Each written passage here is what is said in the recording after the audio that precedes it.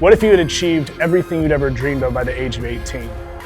Well, Nastia Liukin, our next guest, Olympic gold medalist gymnast, she did just that. Imagine the life-altering moment wasn't tragedy, but rather triumph. But the pressures of being this person who had to adhere to a highest possible standard with two parents that were Olympic medalists themselves, as well as her coaches. Nastia takes us through the story, her vulnerable story of what it was with teammate Shawn Johnson, co-competitor there, always 1 and 2, and ultimately when Nastia won the gold, what that did to her relationship with Shawn and the difficulty therein. It was really impressive for her to be able to speak to how she's redefining her life now, a number of years later, as a successful entrepreneur and businesswoman. Y'all, come check out this episode, it's special. Welcome back to the Life After Podcast. I'm your host, David Vobora, and today is no different. We have another extraordinary guest for you. Welcome to the show, Nastia Liukin. Thank you so much for having me. I'm so pumped that you're here. Well, I guess I'm here. Yeah. In your beautiful home. You mean home. This isn't your pink marble? Well, I do appreciate pink marble, but I'll tell you what, this room's beautiful. Your house is beautiful. Thank you so much. You are beautiful. Everything that we have today to unpack, I'm so excited. I'm excited. So with the name like Nastia Liukin, one would assume you're probably not from West Texas. Mm-hmm. Probably not. Let's start from the jump. Where are you from? So I was born in Moscow in 1989, and both my parents grew up and competed for the Soviet Union. They were both gymnasts. Yeah, pretty successful gymnast at that, eh? And I'm the only child. So when I was born, they really did not want me to do gymnastics just because the level that they achieved. So my dad won 4 Olympic medals, 2 gold and 2 silver. And my mom was a rhythmic gymnast and world champion. So They obviously love the sport and have a passion for it, but they wanted me to be happy. And that's not to say that they weren't happy in it, but they knew how hard the sport was. Yeah. And they kind of didn't want that life for me. But they knew that they wanted a life that was better maybe than that they could give me like there. Yeah. And so that's really why we moved to the United States when I was about 2 years old. My dad was still training and competing. So he unfortunately was really only around the first 2 years, on weekends. And then we would go visit him. Round Lake is the training center in Russia. And we would, I took my first few steps on a gymnastics floor, and I was just constantly in the gym because that was our home. Yeah. And their other dream was to also open up a gymnastics school one day and coach their own athletes, not their daughter, to becoming world Olympic champion gymnast. But they didn't really know how to do that. They had a dream, they had a goal, and knowing the two kind of people that they are, nothing was going to get in the way of that. Yeah. But they also didn't speak the language. They didn't have any money, no save, nothing. Yeah. They literally came here with an infant and a dream. Yeah. And, for me, I didn't know any different. It was just my norm, but they built the gym from the ground up, with their own hands and friends that they found. Let me ask you a question. So you immigrate from Russia to the United States. Stopped in New Orleans. Okay. New Orleans. The week of Mardi Gras. Tell me oh wow, Mardi Gras week? So that's what is this country? Yeah, talk about foreign, but real foreign. Yeah, they had friends there and they got offered a coaching job at a gym. So that was just path of least resistance, your first domino. Yeah, 100%. Let's just get in, and it was my dad and my dad's best friend and their business partner still to this day. Wow. He's my second dad, and we moved together as families together. And do you remember anything your first memory from coming to the United States of America? Was it something you remember anything from Mardi Gras or New Orleans, or was it moving up here? I've always wondered if we remember, at 2-3 years old, do we remember it actually, or you see a photo and you remember the photo? Yeah. Because I know I have these photos in my mind, in a hot pink leotard when I was 3, I was eating an ice cream cone or something, and it's the funniest photo, but I'm I have no idea where it was. Yeah. I have no idea what I was, I don't know, but I'm that, I know that was in New Orleans, but is it because they told me that, so I'm not really sure. What did you like about America as a youngster? Was there something that stuck out? I was happy. I was just so happy as my whole life, but really as a kid. And I think what brought me happiness was something that they were hoping didn't. And we stayed in New Orleans for 9 months. And then it was before the 96 Olympics. And so, which was Atlanta. And so they were going between opening up a gym in Atlanta, given like the excitement around an Olympics, especially in gymnastics, or Texas.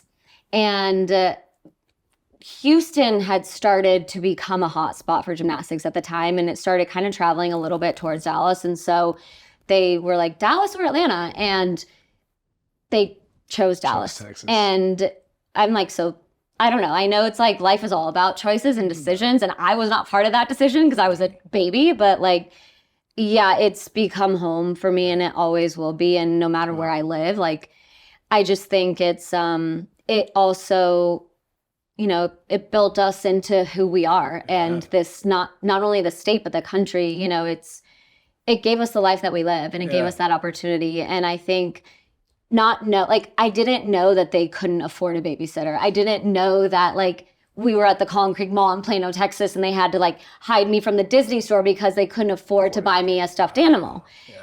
Like I was so happy. Like I had no idea. So they insulated you to the lack. Like I just like, and it wasn't like they were trying to hide it. No. It was just like the way that we lived. Like it's like we had food. Like we weren't like, you know, like struggling, but it was not really the level. They were wanting to work as hard as they could to give me more. Of course. And which is why they moved here, right? Yeah, absolutely. Bet on yourself type of attitude. 100%. And I think, though, because they couldn't afford a babysitter, me essentially spending you had to hang at the gym. So much time. Like, I was like, oh my God, this is so fun. I have this giant playground 24/7, and like, I don't have to leave. Yeah. Like, I would like become friends with like the little kids I went to class with. They were only there for an hour once a week. And I was like, oh, that sucks. Like, you're like, I live here, man. Like, I tried to like sleep in my leotard. I literally loved it so much. And they were like, shoot. So they were trying to insulate you, right? They weren't actively coaching you, but they were pushing me on the side. Like they would not coach for fear me of like not wanting to be those parents, you know, and not wanting to be like the Olympic winning parents that like are now making their daughter like that was it. My mom tried to take me to piano lessons every day, and I cried. Nothing against the piano or anybody that plays, but I cried every time because I didn't enjoy it, and it was taking time away from me being in the gym. And so she was like, okay, well, we tried. You know, like, so they really wanted me to make sure that is what I loved. So was there a moment when it was clear that like someone had to coach you and it was better to be your parents than someone else? So my mom was my first coach. And somebody terrible. Like she was like, oh, are you sit down, honey, it's okay. Oh, she babied you. Oh gosh, yeah. Like, and then she never coached me again. Because dad was like, no, it was more, so it was her and another coach, and we still like have a great relationship with him, but so this wasn't his fault, but I slipped on the bar, like my hand slipped and I got a black eye. Literally not his fault at all. My dad was like, little girl. That is it. He was like, if you're gonna do gymnastics, not that I don't trust him, but like it's gotta be me. And I was like, okay, like I didn't think anything of it, and I thought it was cool. Yeah. And I think it was really, when I was very young, they would keep pushing me away, and they were coaching their own girls. And I would just try to like mimic what the girls were doing. Yeah. And when they saw I was doing it better than the girls that they were coaching, like, they were like, okay, fine. Like, okay, fine. Like, we'll let you like do it for however long you want, and hopefully like. And you knew that they were gymnasts, but like, did the medals that your dad won or your mom's championships, like, did those matter at that point? No, because I just thought it was like part of the, like, it wasn't like, I didn't know what it meant. Had you like, seen them? No, like I don't even know if we honestly, like, I don't know where they were. If like we moved, like my grandparents had at the time still lived in Moscow. So like, I don't even know like where they were. Wow. Like I honestly have no idea. Like I'm shocked that they didn't get law. Honestly, Sounds like your parents are pretty humble people. They are, and I think that, you know, when you're young, you don't even know really what that is or what that means or realize it even. Yeah. And I think that growing up, I never felt like my parents were different than my friends' parents. Like, I think that it started becoming weird or different maybe like as a teenager when, you know, oh, like, don't talk about it. Her dad, like, she's coming. Like, if they were like talking about a coach or like whatever. And so then I was just like, well, that's annoying, but like, whatever. Like, I truly didn't care, because once I fell in love with the sport and I had so much passion for it, and I like genuinely loved being there, good or bad. Like, and then I created this goal for myself. Like, nothing was going to stop me. Yeah, that was laser like that. focus. I was like, okay, bye. Like, another one like is gone, whatever. I was so determined.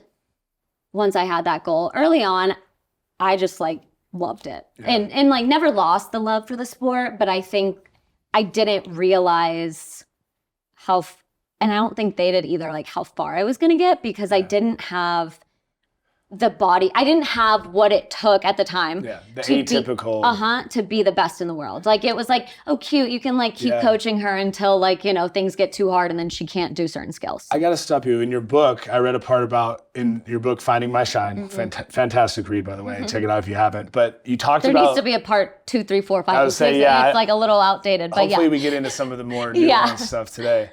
You wrote about learning English from like Barney and Sesame Street, but alongside your parents. And so not only are you like, your parents are starting this new business, they recognize like, whoa, my daughter is actually better than the girls that we're coaching at this, but also the language barrier and otherwise. So to hear that they made your like integration into American culture very seamless shows that they weren't really about like, hey, touting who we are. They didn't have the medals up at the gym, like very humble. And I think that like, I don't know. It's actually really interesting. I've been thinking about that a lot, and the way you kind of like summarize that.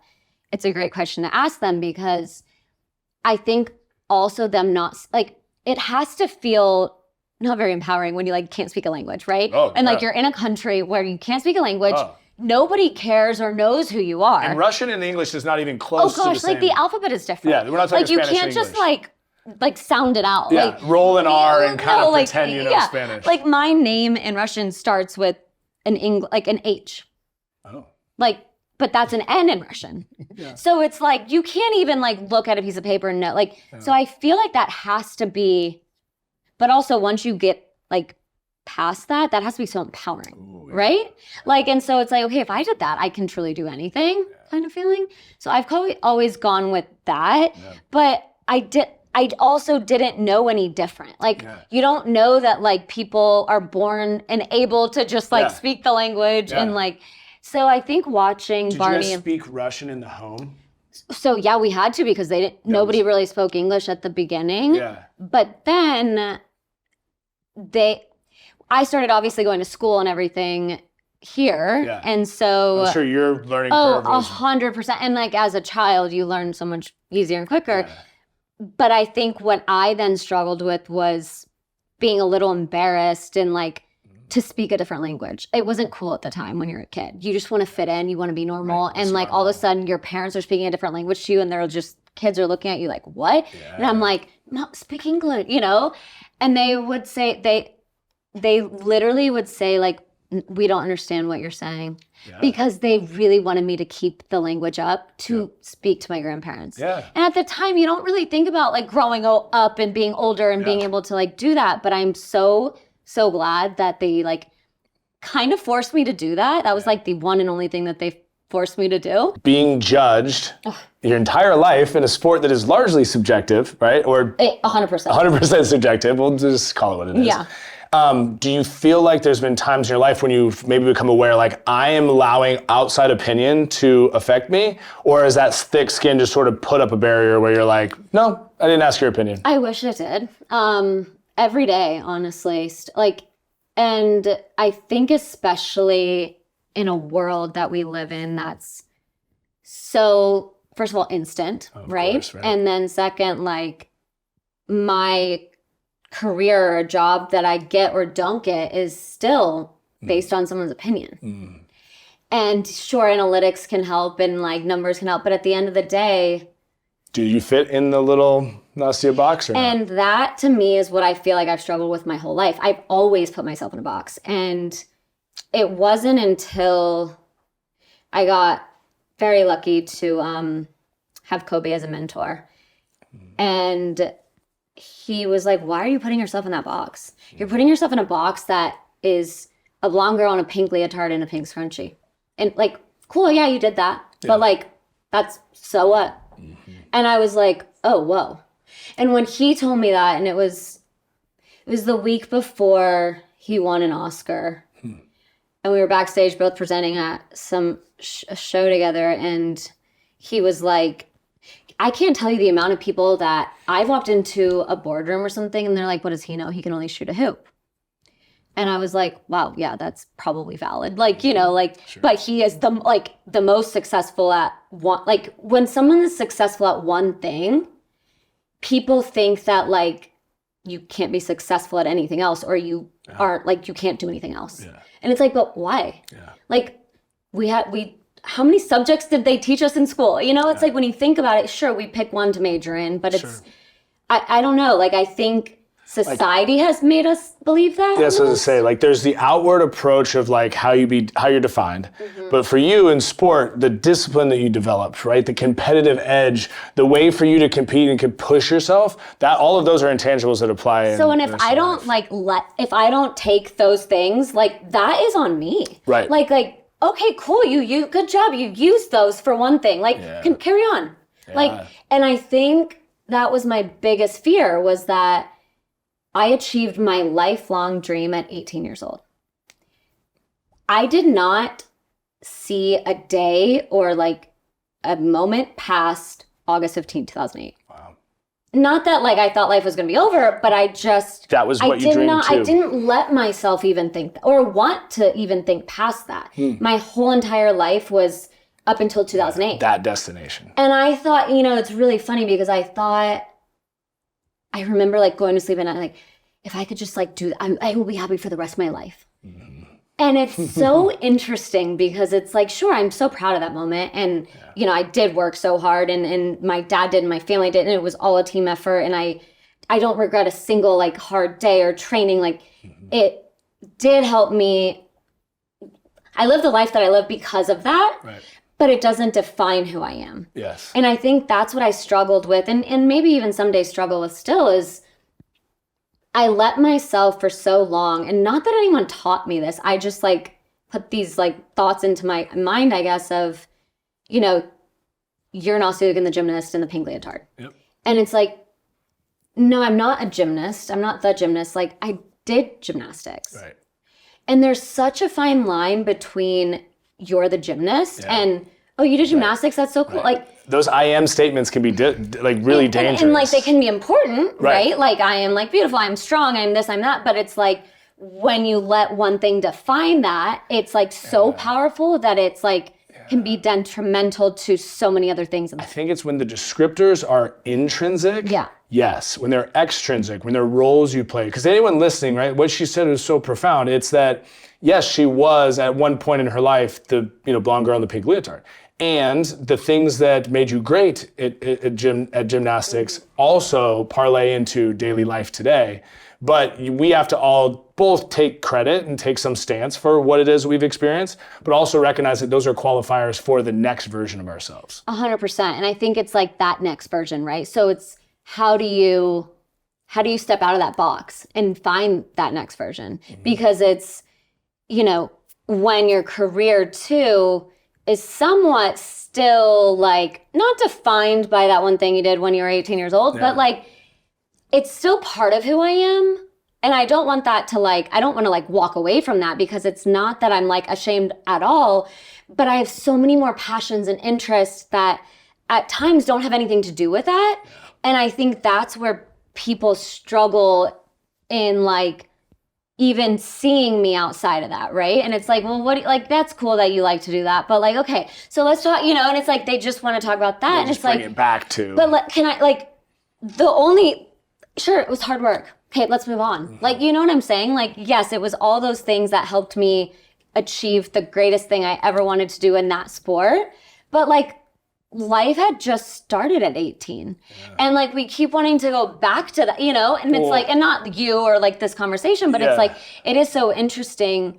Or if someone recognizes, it's always oh, you're I'm how do you know you weren't even alive yet? You're, it's so, yeah, it's a very conflicting kind of, and I think that's why I never, I never know how to respond when someone like recognizes me on a date, like at a restaurant, in the bathroom. This happened yesterday. And I was like, I freeze up because I'm like, yeah, it is me or whatever, but I'm not like, oh my God, you know me? Oh, like, they're speaking to the gymnast. They're not speaking to the Nastia. Or like when they were a child watching on TV, and that's normally what it is. And it's like, I loved you. I like you inspired. And I'm like, thank you so much. But then it comes across so like cold and bitchy. And it's like, I struggle finding that like blend. Yeah. Of like, thank you. Like, I do appreciate it. And like, I'm so happy that I was able to like, because that is my like goal in life, right? Do you ever get recognized now in a way that like people are like Dancing with the Stars, and it's not even connected to your gymnast side, and it's like really refreshing, or you feel like very encouraged by that? Not really. Not really. Because even on dancing, it's about your back, you know, like Everybody knows and even I guess more so when I did Special Forces a little bit, that was pretty outside the box. You could say that again. Which is actually how we got connected. Yes. So Danny Amendola, shout out to my boy, one of my best friends, synced us up, which I'm so grateful for. Oh my gosh, same, love him. And he was like one of the sole reasons that I like survived as many days as I. So I was so basically we had no idea what we were signing up for. This was season 1. Like they don't really tell you much. Middle of nowhere in Jordan. And this was honestly the greatest thing. They do everything for a reason, obviously. Yep. And when you're going into it, you have no idea why. So, you know, we're like taken to the like almost like kidnapped, taken to this like place, and we're just like, oh, okay, this is real. Like we had to like turn in our phones, but like you just don't know still what you're about to experience. We are completely asked to remove all of our clothes, like down to like just undergarments, like. And we're like, oh, whoa, okay, this is a little invasive. And like, there's cameras, and it's like, but you also sign, like, you're never like, they're never going to show whatever. So, and for me, I was like a gymnast my whole life. So I was in a, so I was just like, yeah, okay, whatever. And, like, and I like look over and like Melby, who like Spice Girl, like, come on, like that's like a slight fangirl moment. Like, and I'm just like, oh my God, what? I'm like undressing next to Melby. In the middle of Jordan, in the middle of the desert. And I'm like, what am I doing? Like, maybe I shouldn't be here. And I'm like, anyways, and like we just stopped and we looked at each other and we just started laughing. Then we got in trouble for laughing. And the reason that then they lined us up once we like changed, and they hand out our numbers. And I also didn't understand fully why that they were doing this, but the reason why is essentially you're stripped down completely of your identity.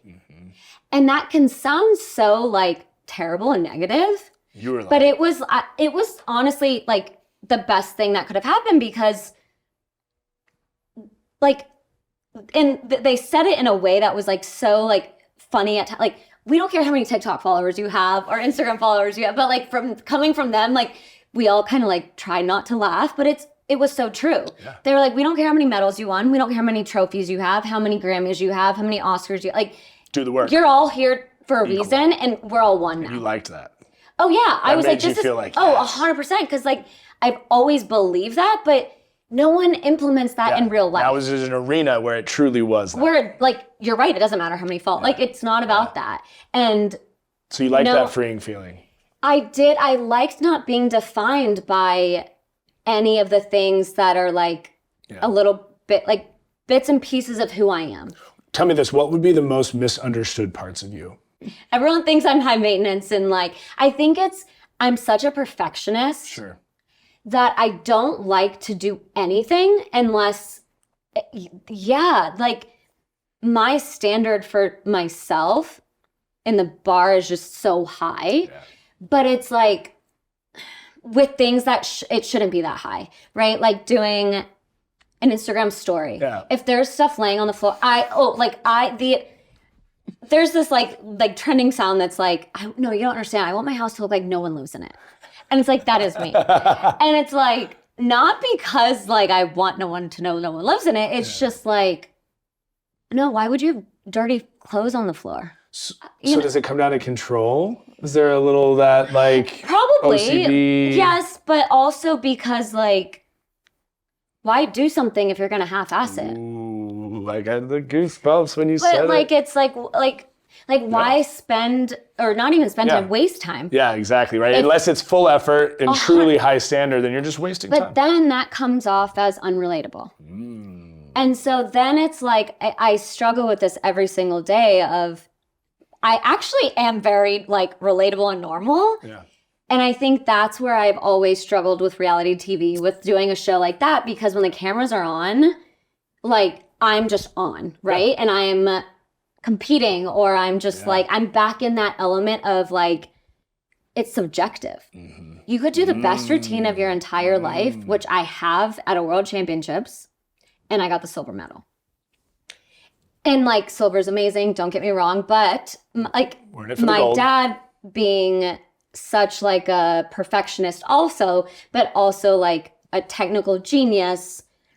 And it was the year before the Olympics, I think, or 2 years or 1 year before the Olympics. And so, you know, with an Olympic year coming, he now is like in the mindset of like, okay, we need to restructure everything. Like, how do we, so he just after the competition, well after, asked the judge, just curious, like, what was it? Should we like vote? Should we vote? Like, almost like advice, right? Yeah, give me something. And she basically just looked at him and said, nothing. I like the other girl better.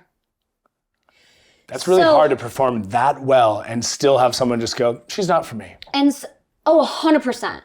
And so I think that's where I have struggled, both like with that and then just in life, and has made me become controlling or like to be in control, because I could have the best routine competition of my entire life, but it's not who touched the wall first. It's not who crossed the finish line. It's not who scored the goal. But finally, when I realized, just go do the thing that you love, try your best.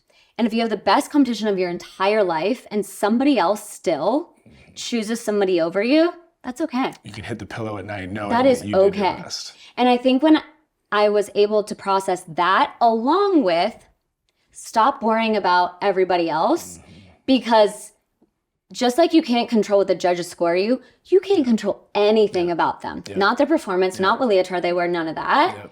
And I think that the combination of that was like so truly groundbreaking when it like all aligned and clicked for me.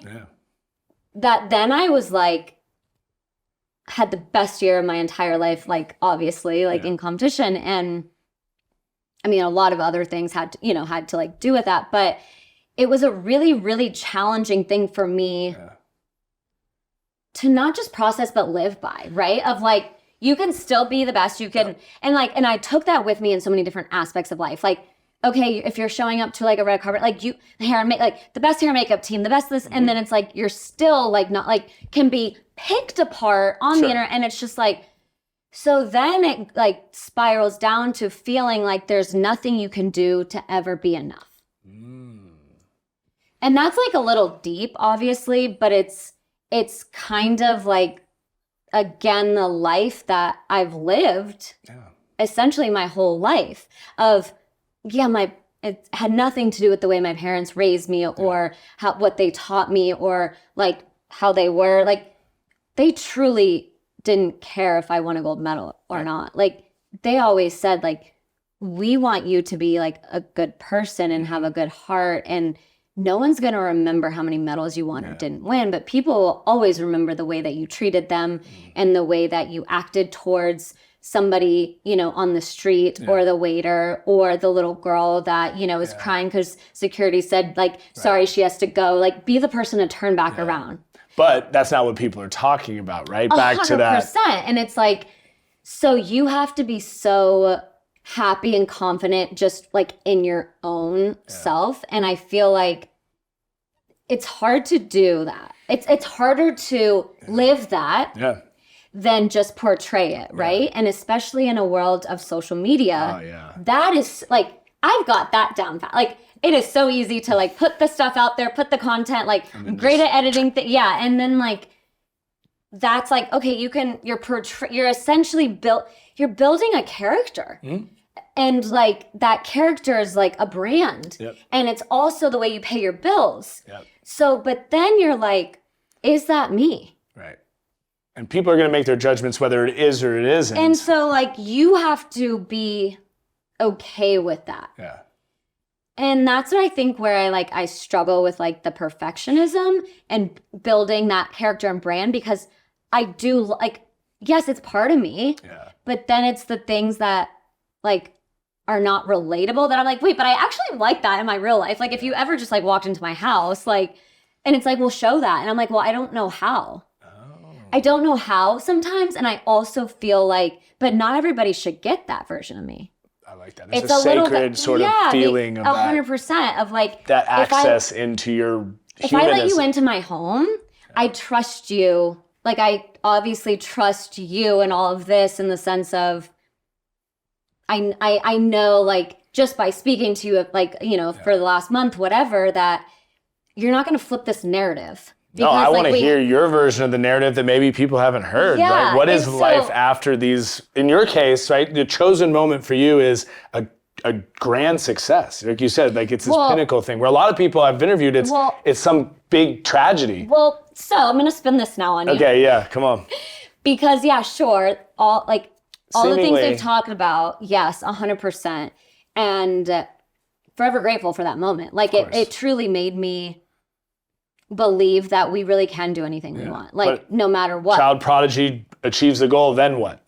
I was so young and I loved gymnastics. So I was like, wait, why retire now? Yeah. But then it was like, whoa, all these opportunities are being like thrown at you. And you have worked almost 20 years of your life for not those opportunities, but like just because you loved it, but now they're coming at you. So like you'd be stupid not to take those opportunities. Yeah. And, you know, my parents never had those opportunities. Right. So they, you know, obviously guided me and I'm so grateful, but like they didn't know what was going to come next. You know, like they finding an agent. I was 12 years old when I was professional. 12 years old when I took my first paycheck for an Adidas commercial. Yeah. What? Yeah. Like, so at 12 years old, there was no NIL. Like I was. There wasn't even social media in the same way. I was literally a 12-year-old was making the decision to forego an NCAA, like a full ride to an amazing university and compete and do something I love to do for going professional. Yeah. And going professional in a way, and actually this was one of my questions, which is missing out on normal childhood, right? Like it's clear from what you told us, right? Not just from your parents, their background, but it's clear that like you had a choice. They didn't just push this on you. And at the same time, like when you were so focused on your goals, like you didn't get a driver's license, you didn't date. There was probably more things that you said no to than any teenager ever has for the sake of being able to have the opportunity at the 2008 games. So for me, it was like, I didn't care. I was always allowed to have a sleepover. I was always allowed. Like my parents really did want me to just have a normal childhood. And I was always the constant driver of like, no. But like I have training tomorrow. I'm going to be tired. Like, because I've done it before. Where do you think that came from? Where did that well up inside of you if they weren't the ones pushing it? Nothing is going to get in my way of me achieving a goal. And I knew that it wasn't just the 7 hours a day in the gym. Like that was just like, that's surface level. Everybody's doing that. That is, anybody can do that.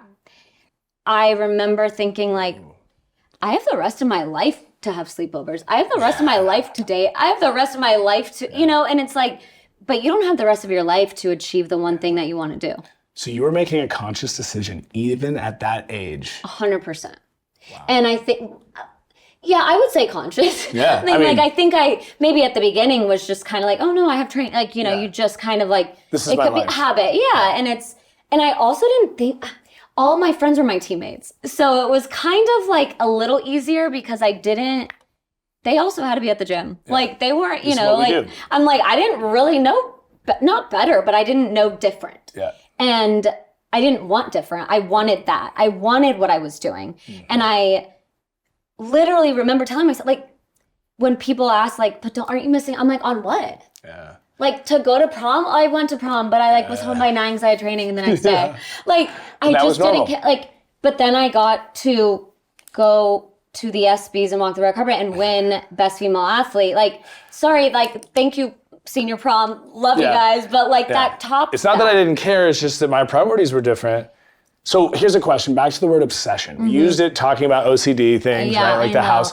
It's a tough word, I think. But I wonder, and tell me if I'm putting words in your mouth, having gymnastics was the obsession with an extrinsic goal, but internally you were very motivated to achieve.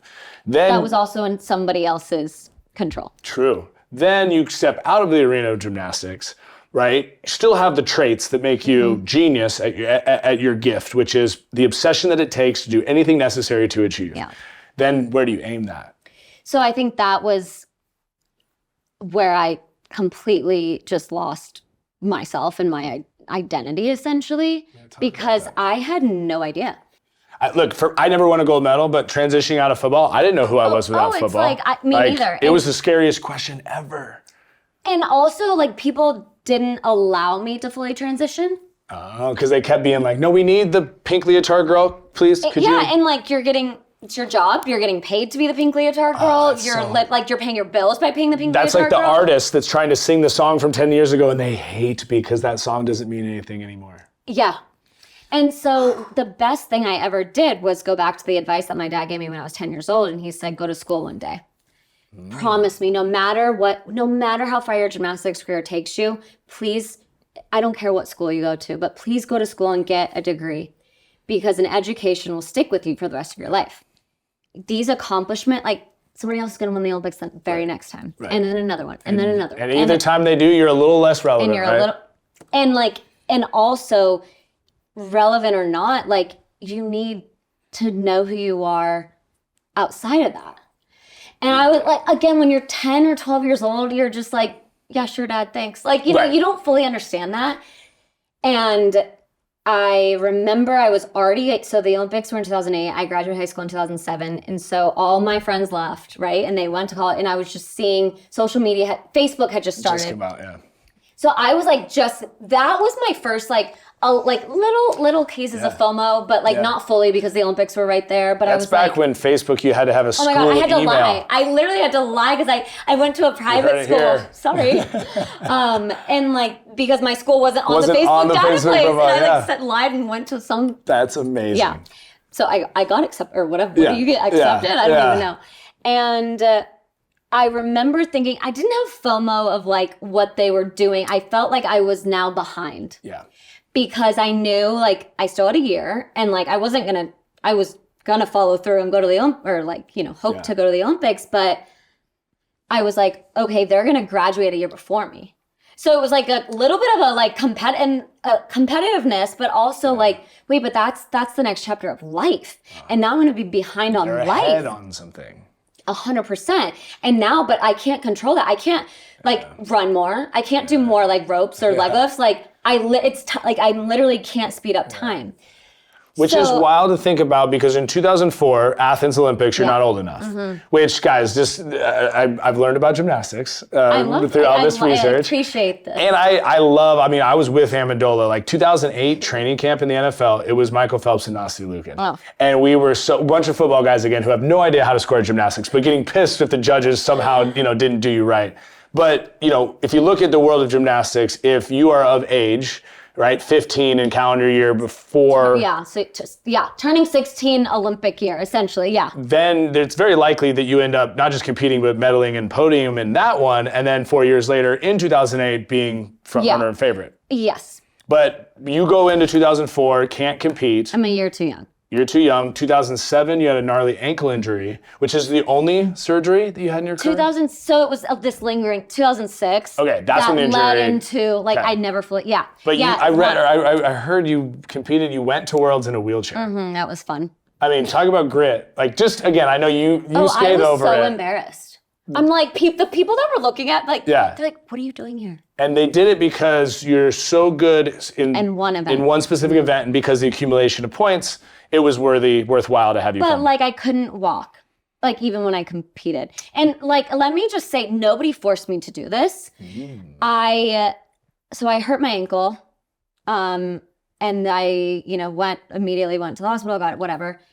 And there were a few bone chips, but I called my doctor back here, Dr. Cooper, who loved him. Cooper, shout out Dan. And we sent him all the scans, and he was like, okay, look, I already know you. Like you're asking me if you can compete or not. That's yeah. And I was like, yeah, okay, so carry on. Yeah. And he was like, knowing that also he always thought long picture too. And that's kind of why, like, my dad trusted him.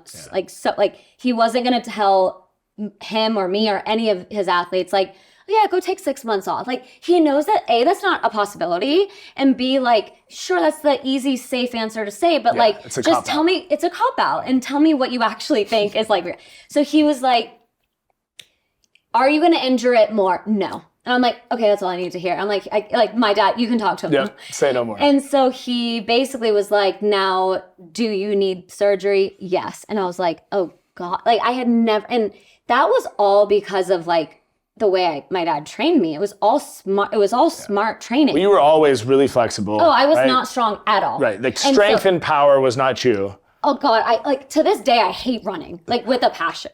Like because we had to run every single day at track and I would get lapped every single time, and then I would start crying because I was like felt sorry for myself. Do you think there's kids in school that say, or people that train with you, they're like, hey, I used to beat Nastia. Yeah, she won the gold, but like, I could outrun her. Oh, 100%. And I will gladly give that to them because like, take it, Swiss. Yeah, go for it. But yeah, I remember that moment and he was like, you need surgery, but I know you're trying to leave in a week for world championships and like, but you can't. So like, yes, you can wrap it up real tight and go compete. And then the second you get back home, like we need to do, So you and it was an orthoscopic surgery. It was, but what happened was the bone chips with some landings, because I still had to like wrap it up and do a dismount.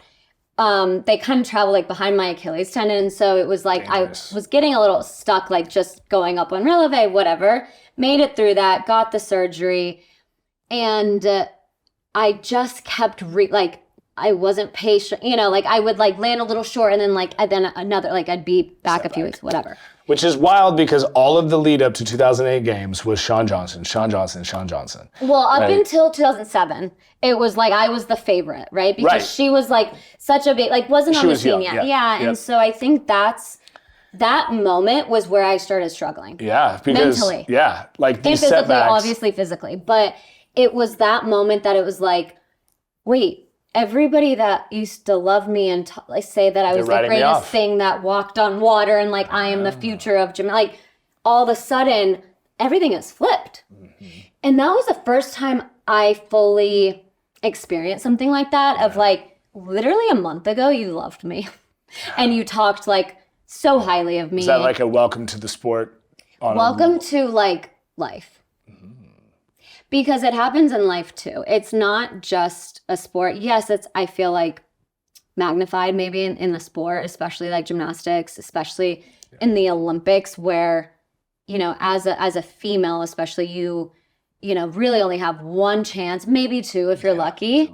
But, and nothing against any other sport. Like, we can't try again next year, right? You have to wait 4 years. Me, I don't know how you but did I'm saying like nothing, because it's like, it's equally all just as hard. People put in the work, but it's also like, you have one chance. One shot. And so much out of your control, to your exact point. So like, you can't just like, suck it up and like, you know, go run faster. Like, it's like so many things go into that. So when I started seeing this happening, I was like, wait, are they right? Am I now not good enough? Am I too old? Am I too injured? Am I too, like, there's girls better than me? Okay, sure, maybe right now. How did that weigh on you? Oh, I was at the worst place in my entire life. Really? Because I never had experienced, like, I'm not saying everyone always told me I walked, like, but I had never experienced something so, like, with such a drastic flip. Yeah. I was like, wait, but you literally liked me when I won something. Like, so I'm like, so this is where I developed you're only going to love me if I win. Yeah, never enough. You're only going to love me if I'm the best. You're only going to love me and support me if I get a gold medal. And so that was a struggle. Yeah. I had to essentially stop listening. I wouldn't let myself read or listen to anything. And my dad had a rule before that. Like, give the interview, do what you need to do. Like, obviously, like, you have to. You're not allowed to read the article, because this is when we had to, like, look up an article, not just, like, on social. Can't imagine having social then. You're not allowed to read, whether it's negative or positive. because both will affect you. Yeah. I love your dad. I got to meet your dad. Oh God, he's the great. Yeah, he's the greatest. Love to sit down with Pops. Positive. It's also, no one needs extra, like, you know, like to like pump yourself up. Like, just stay neutral. So say what you want to say. Yep. Again, you're not in control of how they word it and what they write. Yep. So when I realized that, I stopped listening to the broadcast, who became then my colleagues, and like it was weird. I let them have it. My first like production meeting, I was like, oh yeah, so like my dreams were held together by tape, and everyone was like, people don't forget. Just you can forgive, you don't have to forget. But I think like that moment that I was able to finally like silence the noise and only listen to the people that like were going to help get me to that goal. So that's a tool now that you invest, right? Oh, for sure. And it's like easier said than done sometimes. We're like all human. But I think like with social, it's definitely harder because it's like, it's not just like a once every 4 years. It's every single day. And it's crazy to think about gymnastics, y'all. Like, and again, you're talking about hundreds of thousands of girls across the country, right? That whittle down to like 300, that eventually whittle down to 30 for like 6 spots. Now it's like 4, Or it's 4 spots, whatever. Regardless, the nature of having your shot only every 4 years, plus like social media. But like an 8, like, you know, it's like you could roll your ankle on a curb. Yeah. And like, it's like, And then you talk about social media and body image issues and the pressures that, right? Like, you know, you were too tall, too skinny, not powerful enough, right? Shawn was X, Y, and Z. Yeah, exactly. There's never going to be. She was born in the right place and she's the right age. And it's like, it's just that constant comparison. And so like, how do you feel enough? And how did that affect you and your relationship? Oh, we didn't speak. Yeah, I mean, we were friends until the Olympics. Right, which is crazy because you're on a team trying to achieve. Well, so that is like the craziest part of our sport. Yeah, it is a team sport. The greatest, like our biggest goal is to win the gold medal as a team for the United States of America. But like it is an individual sport. You want to beat each other. Of course. And so what do you mean? Like, if we all do our best, like, you know, we're going to win. Like, sure, maybe for that one day. But really, it's who wins the gold medal in the all-around. Mm-hmm. And we're roommates sleeping next to each other. That's so wild. Like, and we're 16 and 18 years old. Like, what do we even know about life? And the world has this whole narrative. And the world has this narrative, and our agents have this narrative. Like, and all the sponsors take sides. Like, and your parents are like, no sponsor signs to gymnasts. No one, like, it's either that or that. Yeah, salt or pepper, honey. So 100%. And so it's like, you're either team Nastia or you're team Shawn. And like, that's all funny and cool until it's like, you're living it. I am that. And then add on the pressure that now you're like team, not like spot. Like, I had no idea, like, thank God probably, that I had no idea, like, the clauses in pretty much every contract if I didn't make the Olympics. Like, I'm so glad I didn't know that. I'm like, what? Yeah. But it was like that kind of pressure, right? That crazy. You are like, these Fortune 500 companies are trusting like a 16, 17, 18-year-old to like represent, like, hundreds of millions of dollars are put into putting on, like, you being on these like billboards and credit cards and Coke cans, like, and you're just like, I just want to just go play on the beach. I just love gymnastics. Like, I truly just like did this because I love gymnastics. Not that, and don't get me wrong, I'm so grateful that all of those like took a chance on me and like the faith that they had in me. But like, that's where I think it started becoming like, whoa, like I've lost a friend now because people I don't know are like creating this. Yeah. And then that was hard. What became even harder was just, then it started escalating even more. Like, she's doing this, she's doing this. She has an appearance on this show, she did this show. She did this late night show, she did that. Like, I mean, it was literally like... It felt like that to the outside world. Oh, it was that times 10. I couldn't imagine living it. So it was... Wild. It was what I think our breaking point, it was 8 years went by of that. Our breaking point was we were both engaged at the same time. Then you're being compared. And then it was Bride Wars 2.0. And I was like, you know what? That's where it's too much for me. Unreal. And we both felt it, but I think it had been so long that we just lied to everybody. Like, oh, like, are you guys still best friends? You know, because that we truly were at the, so it's like, then people would put that down our throats. And it's like, oh, I actually haven't spoken to her in 6.5 years. Like, and if we would see each other at events, it was the fake, hey, how are you? Good to see you. And then you walk away. We didn't even have each other's phone numbers. Wow. Because we had changed it multiple times in the course of that. What's the relationship like today? So we're best friends. I am the godmother to her first child. At the time of we were both engaged, didn't get married then, but both being engaged and planning our weddings, she reached out to me, which I was a little annoyed about. No, I'm just kidding. I just like wanted to be the one to do it, but I didn't want, like, I didn't know how. I didn't know how. Somebody had to. Somebody had to, and it was both of her now husband at the time. I mean, like, they listened to us like, look what she's like doing this. Like, you know, it's like we obviously were still competitive because people made us be competitive. Oh. But like we, as humans, probably are the two most like common people and the people that understand each other the most. Yeah. Then like even more so maybe than her husband does. Yeah. Because of like what we lived and went through together. Yeah. And so I was literally, I was in New York City at the Bowery Hotel at Gemma having an interview with the New York Times.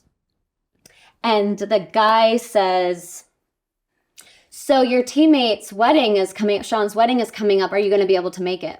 I wasn't invited at the time. And I was like, I'm not sure yet. I'm not, I don't really know. Like our schedules are so busy. I did like, I like without even thinking, like, and then I'm like, you're not even invited. Why would you even say that? But I was not going to say that I wasn't invited. Mm-hmm. Not just for me, but like for her. Like I didn't. You don't want some attention. Yeah, and I knew that was going. So I just said the like whatever, and like a few questions later, he excuses himself to go to the restroom. I pick up my phone, and I have like a 2-page email from Shawn. Talk about how the universe works. But I'm like long. Yeah. And basically, apologizing. Saying how like. So many, I still have it. Yeah. And just, and then asking, I was living in New York at the time going to school, and she was like, I'm actually going to be in New York next week. I would love, like, not sure if you have any interest, but like, I would love to just see you. And I wrote her email back right away. I told her, I was like, sorry, I just have to answer. Like, I was like, didn't tell him. And then in the email, she was like, I would love for you to come to the wedding. I don't even know if you have any interest. And so I was like, what I said about the wedding. Yeah. By the way, like, I'll be there. I'll be there. Yeah. We joke about this all the time. I pulled something from your book that I thought was really, really magical, if I could use that word. But the night before the 2008 games in Beijing, you had a dream. Now, this is wild because to the point you just made, Shawn Johnson is in the room with you, the bed next to you. We have like like little you're in like a dorm basically, right? Literally. A little hotel. And I guess tell the audience about that dream. The dream starts with obviously the leotard that I wore at the Olympics, the pink leotard and the matching pink scrunchie, which I got a lot of heat for because it was not patriotic. Oh. That being said, I understood where people were coming from, but did I have an American flag on the sleeve? Because that's also like a rule. You have to have your country's flag. Yeah. But we felt, yes, as a team, like when you're competing, like you're always Team USA, right? At the Olympics, like it's almost like, it bothered me a little bit because it goes back to the constant judgment being, why does it matter what you're wearing? Mm-hmm. Why does it matter what color you're wearing? Because frankly, a color, if the judge doesn't like that color. What if a judge is colorblind? Then what? Or they do hate the color pink or like anything, right? So I'm like, so a lot goes into this decision. Like for me, I didn't even think anything of it, but our head coach is very like, like there's thought behind everything. And probably pretty old school. Very old school, yeah. And so she like makes us, and like, we have like what we call a fashion show. Yeah. We all like just get in the same leotard and she decides which one we wear for team, which one. And so the first time in history that this had happened was leading up to this Olympics. even the individual all-around finals, only 2 per country qualify, but like you're representing the same country, you're still a team, like your teammates, so you wear the same exact leotard. So when we were trying on leotards for the individual all-around finals, it was, okay, try the purple one on first, girls. So me being as superstitious as I am, the year before at the World Championships in the all-around, I wore purple and I fell off the beam. And I'm like, nope, we're past that. It's okay. Like, you want to think that it's going to happen again, but like, it's not the same leotard. And also, you're stronger than that. Like, this is my thought. In your head. Oh, within the matter of like 25 seconds. And so I just stand there like, no emotion. And I'm just like, you can't give your opinion really then. But you're screaming inside. Oh my God. Inside I'm like, please don't pick this one, please don't pick this one. And Shawn won the all-around finals in the purple leotard that same year. So I'm like, she's probably wanting to wear that one. And I'm just like, you know what? Control your controllables. This isn't in your control right now. And as like hard as that was, I was just like, you got to let it go. So she's like, okay, great. Now put on the pink one, both of you. And I'm like, I did not do this. I guess I came out like, just like happy. No. Yeah. And Marta, she looks at it and she goes, wow, okay. You seem to really like this one. And I was like, oh no, I don't, like, it's fine. Like, then I was like, oh cool. God. Yeah. I was like, it's fine. And so she was like, okay. She was like, now put on the red one. And so and Shawn, I guess, maybe looked more confident in the red. And so the pink and the red were the same version of the leotard, just different colors. Yeah. So she goes, Nastia, you're going to wear the pink one. Shawn, you're going to wear the red one. And I guess I like lit up and like, it was the first time that they like allowed us to wear different ones, but they were the same exact leotard. Okay, so the setup. Anyways, that was like Wow. So the night before the all-around finals, I went to bed, and because of the time change in China, like this was the first time in our life that we were waking up for the most important day of our entire career at like 4:35 a.m. So we could compete in the morning versus the evening, so it could be live back at home in the US. So that in itself was already like, it brings a little like, we're not awake and warmed up and like whatever. It's outside of the norm of your routine. And don't miss your alarm for the biggest day of your entire life. So going to sleep that night was already a little challenging. I can imagine. It was up until then, like, training 7 hours a day, you don't have a problem going to sleep. You're so tired. Like, you're like, can't wait for your bed. But I remember that night, we had like our beds right here, 2 nightstands, and like the lights were here, and we both like reached over, turned the light off, and we kind of just like looked at each other and didn't say anything and turned the light off. And it was like this strange moment of 2 teenage girls knowing that somebody's dream was about to come true and somebody's wasn't. And it was like unspoken feelings, words, emotions, like there's so many different things in like the moment of turning a light off, right? So I go to sleep and I have this dream. I'm in my pink leotard and the matching pink scrunchie. And never in my life up until this moment ever have I ever had a dream the night before a competition about gymnastics. I very rarely dreamed about gymnastics. If I did, it was like me falling off a beam and I wake up and I'm like falling off the bed. Like, the moment of the bad catastrophes. Terrible. Yeah. Like, and so that's why I think it felt as real as it did. So it is the all-around finals in Beijing in my dream. I go to vault. It's always been my weakest event. And never in my life have stuck a vault landing in competition. And I stick my vault landing. And so I kind of was like, new still. It was like kind of not real. It was a dream because like that never happens. So I go to bars, my best event. And this is the moment where I have the highest advantage. And if I want to maintain on top, you can't even like your pinky toenail cannot even be off. Like you have to deliver.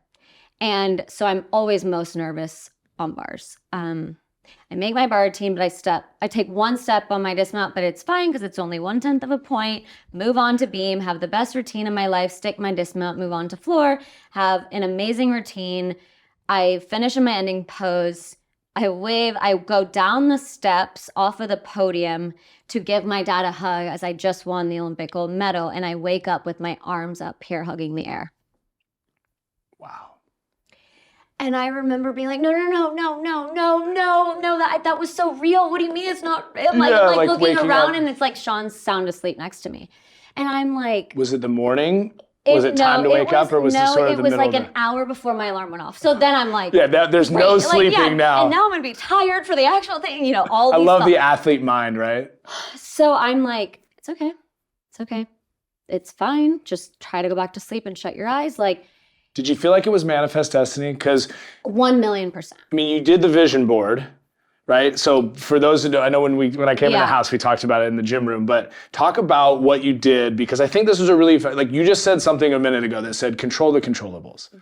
And a lot of people think the vision, like it's not in your control. Right, but I would beg to differ, and I think people could use this, right? Like whatever they're dealing with right now, maybe someone listening is like, listen, I could deal with this, like I could use this right now, because it's like we're always dealing with something, and a past version of yourself believed in something that was much greater or harder or more difficult than what you're going through now, and yet you got through it. But because it's different, we don't believe. All of a sudden, we're like, well, I don't know what to do. But like, I compete on a 4-inch wide balance beam in front of billions of people, and I somehow figured it out. Right. So the vision board for me was like, I read the book, The Secret. Yeah, great book. Amazing, yeah. And my mom tried to get me to read it, and it's like, you know, when your teacher makes you read a book, and you're like, no. And it was like it was right before Olympic trials, and she's like, I really think you should read it. And like, but she reads a lot of books, and so I'm like, you've told me about 1,000,000 times to read this book, and whatever. And this was when Oprah was still on TV. And I remember in between trainings one day, I would always like turn it on before I'd go back to the gym. She had the whole entire like show was like with Rhonda. Yeah, the author and the book. Yeah. And I'm like, well, if Oprah's like, so I literally leave for training early, stop by Barnes & Noble, the bookstore, grab a book and hide it in my car. Because I don't want my mom to think that I listen to her. Yeah, no, of course not. So I ended up reading it like in one day, like, but I would hide it like under my pillow. So I didn't want my mom to see it, which is like so stupid. So it's basically, you guys should all read it, but I believe in it, the law of attraction. And so I made this vision board. They had just released what the Olympic medals were going to look like in Beijing. So every Olympic Games, the host city gets to design the medal. The front always stays the same. It's like the Olympic emblem. And then the back, they get to design with like the ribbon part. So I printed off the gold, silver, and the bronze medal, like on a piece of printer paper, like, and like cut it like terribly, like, and just put it on there. But there's a power in getting specific in this very exercise. Specific. And so it's like, don't just put like like gymnastics on there, like, you know, or the Olympics even. Like, I need to you have visualize. to know exactly, And like, that is like the biggest part of it. It's not just like, you can't just put the Olympic rings, like, cool, well, then you'll make the Olympic team, but like, what do you want? Like, taking it even further. So what my mom did, because, you know, she saw that and she realized that I read the book, she dug up my dad's Olympic gold medal that was rolled up in a ball in a box in the basement somewhere. I had never in my life seen them. This was the first time that you got to see. Yeah, and this was about a few months before the Olympics. And she hung up his gold medal in the corner of the board. Ooh. Right next to a picture of the Beijing Olympics, like that were like medals that I could possibly win in about 3 months. And when I saw that, I came home one night from training and it was like 8 p.m. I was so exhausted. Just like, it was like probably a Wednesday or Thursday, middle of the week, and you're just like pushing through. And when I saw that, I was like, whoa, like, I literally feel like I could go do 10 more bar routines right now. Like, I just was like, there was something that made it feel so real. Yet I knew that wasn't like my medal, or it wasn't the Beijing medal. This was one from exactly 88, 20 years prior. But seeing those next to that, and my dad being my coach and my dad, I was like, cool, got it. That's all I needed to see. So powerful. And from that moment, like, nothing else, like truly, and I say this, like, nothing else got in my way. A bad day, it's fine. Somebody telling me I couldn't do it, like, okay, get lost. Like, there was literally nothing that was going to stop me. I knew what the outcome was going to be, and then the dream proved itself. Wow. So the day before the all-around finals, our head coach came up to me in the cafeteria. So my dad and I, like, we're very superstitious. Like, we know what the end goal is, but you don't talk about it. Mm-hmm. Like, you don't talk about winning a gold medal. You just, like, you assume that you have the common goal, mm-hmm. and, like, no one needs to talk about that. Mm-hmm. Like, you just do it. And so this was after the team competition, where your individual scores don't matter for you individually, but they just matter for the team, but you still see your scores. Mm-hmm. So she came up and we got second as a team, which, you know, that was a whole thing in itself of, like, people asking us, how did it feel to lose the gold medal? And we're like, we just won the silver medal. Like, what? Like, this was all of our first Olympics. Did we want to win gold? Sure. Who doesn't? Yeah. Who doesn't? Yeah. And I have always thought second and fourth are the two hardest. Like, I'm so happy for you. You won the medal. But, like, and I still am happy, but like, you're so close to being the best, and then fourth, you're so close to being on the podium. Yeah. So, like, those are just hard. But I was obviously, like, so proud of our team, and, like, despite, like, everything that happened. So she comes up to me, pulls me aside, and she's like, you know, if today was the Olympic all-around finals, you'd be an Olympic champion right now. Like, just like this. And I was like, I know, I can do it again tomorrow. And walked off. Savage. And I was like, who am I? Like, then I was like, oh God, who am I right now? You don't say that. I'm super stiff. Then I'm, like, overthinking everything. And I'm like, no, stop. Like, I, like, had never, this is why I wanted to major in psychology. Yeah. I had never in my mind, like, been so just mentally strong. And not, like, mentally strong in a bad, like, I don't think it was bad. Like, I still felt all the feel, like, you know, I was, it wasn't just, like you were a serial killer here. Correct. Yeah. But, like, I was so determined to do something that nothing was going to stop me or get in my way. Do you feel like it was already a foregone conclusion in your mind? Oh, yeah, I already knew what was going to happen. So that's why I was like, when she told me that, I was like, yeah, I know. It was almost like, I already know what's going to happen. Before you had to think about it. Just let me just do it. And so, like, stop, like, yeah. And so then the dream happens, and I'm like, see, told you. Like, but I, like, obviously I tell nobody. Yeah. I don't even tell my dad. Because, again, we're superstitious. Like, no one needs to talk about it. What do you think he would have said if you told him? Like oh, I just would never have told. I don't know. Yeah. Like, I've just never, like, we don't. That was for you and you only. It's just, like, it's not that, like, I didn't want to tell him because of something. Like, we never even talked about making the Olympic. Like, it was, like, at the Olympic trials when I got, like, you just do, like, I have no, like, to the point where he was so superstitious about the way, like, the safety pins that he put on my, like, and oh, this is good, actually. The number on my back, also not in your control, like, of our leotards. Mm-hmm. But, like, I would always find a way to look at the numbers, and, like, that would determine how I would do. So let me tell you. My number was 412 at the Olympics. I never normally see the number. Like, my dad only takes it because one time at my third nationals I won, my number was 111. And he was like, oh God. He, like, wouldn't let me look at it. See that? Because I had already won 2 in a row, and winning a third in a row is, like, it's hard. Yeah. And he didn't want to get that, like, in my mind. So my number was 412. But they give it to you, like, because it's like it's like all very legal. Like, they can't hand it to your coach, like, when they're passing the. I'm like, okay. I'm, like, sitting with it on my lap. 4, the number of medals I'm going to win, plus the 1 in the middle is the all-around gold. That's 5 medals total, and 2 is the amount of gold.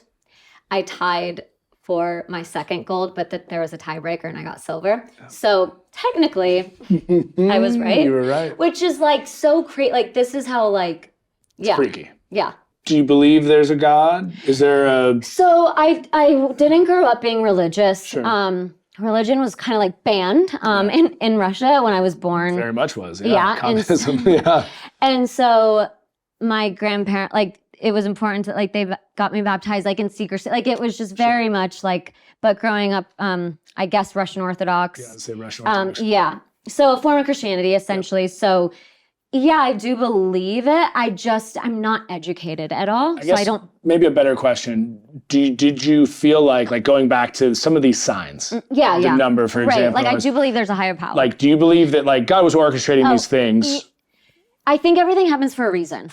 Okay, and so, yes, I believe that, God, like, because I'm not educated in religion, because I didn't grow up, like, we weren't like, essentially allowed, which sounds crazy, but I always thought that, like, God has, I never prayed about winning or wanting to win. Like, I felt like he has way more important prayers to answer. Like, I was like, people are going through cancer and like going through things that like the Olympic, like that's not worthy of his. So, and again, like, I'm just like, that was my thought process. But I do think that like everything down to the way I answer a certain thing, the question, like, you can tell there's something. Like I don't know, like the law of attraction, like, and I know it's like very like controversial of like religion versus like people, whatever. But overall, it's like we all believe in the same thing, essentially. I think, I don't know. Yeah. But anyways, that was I just never felt not worthy of like asking, whatever. But I was like, people are going through so much worse. Who cares if I don't win the Olympics? Probably helped you to, at some level, rationalize and make sense out of what was in your control. And then, like, why else would I like in my mind, right? Like, I'm now going to somebody else. Like, the judges are already not in control. You're just going to trust. Yeah. Right. And like, if I could do it myself, why wouldn't I? Yeah, sure. Like, I don't like delegating. I don't like relying on other people. Not that I can't rely on them, but it's like, I'd rather just do it myself. Yeah. And so had this dream, wake up finally about an hour later, and we look at each other, like no words were exchanged. It was like a typical competition. It was just like, well, we've never really been roommates. It was not everything but typical. Like, it was the biggest day of our entire lives. And I think, again, it was like this like elephant in the room of when we go back to sleep tonight. Someone's going to be devastated. And then the other person who has achieved this thing. Then how are they going to be happy? And how are they not going to feel bad? And because you don't go out with your family, like you have another competition the next day. Yeah, it's not you literally go do your media obligations and you come right back to that room. Yeah, and the outside world thinks, you're out partying. Yeah, you're out celebrating. Honestly, it's not that at all. It was the most challenging, honestly. Yeah, I'll get to that. So the dream happens. We wake up, we're both like standing at the mirror doing like our like lack of makeup that we both laugh about, but like hair and like everything is going right for me.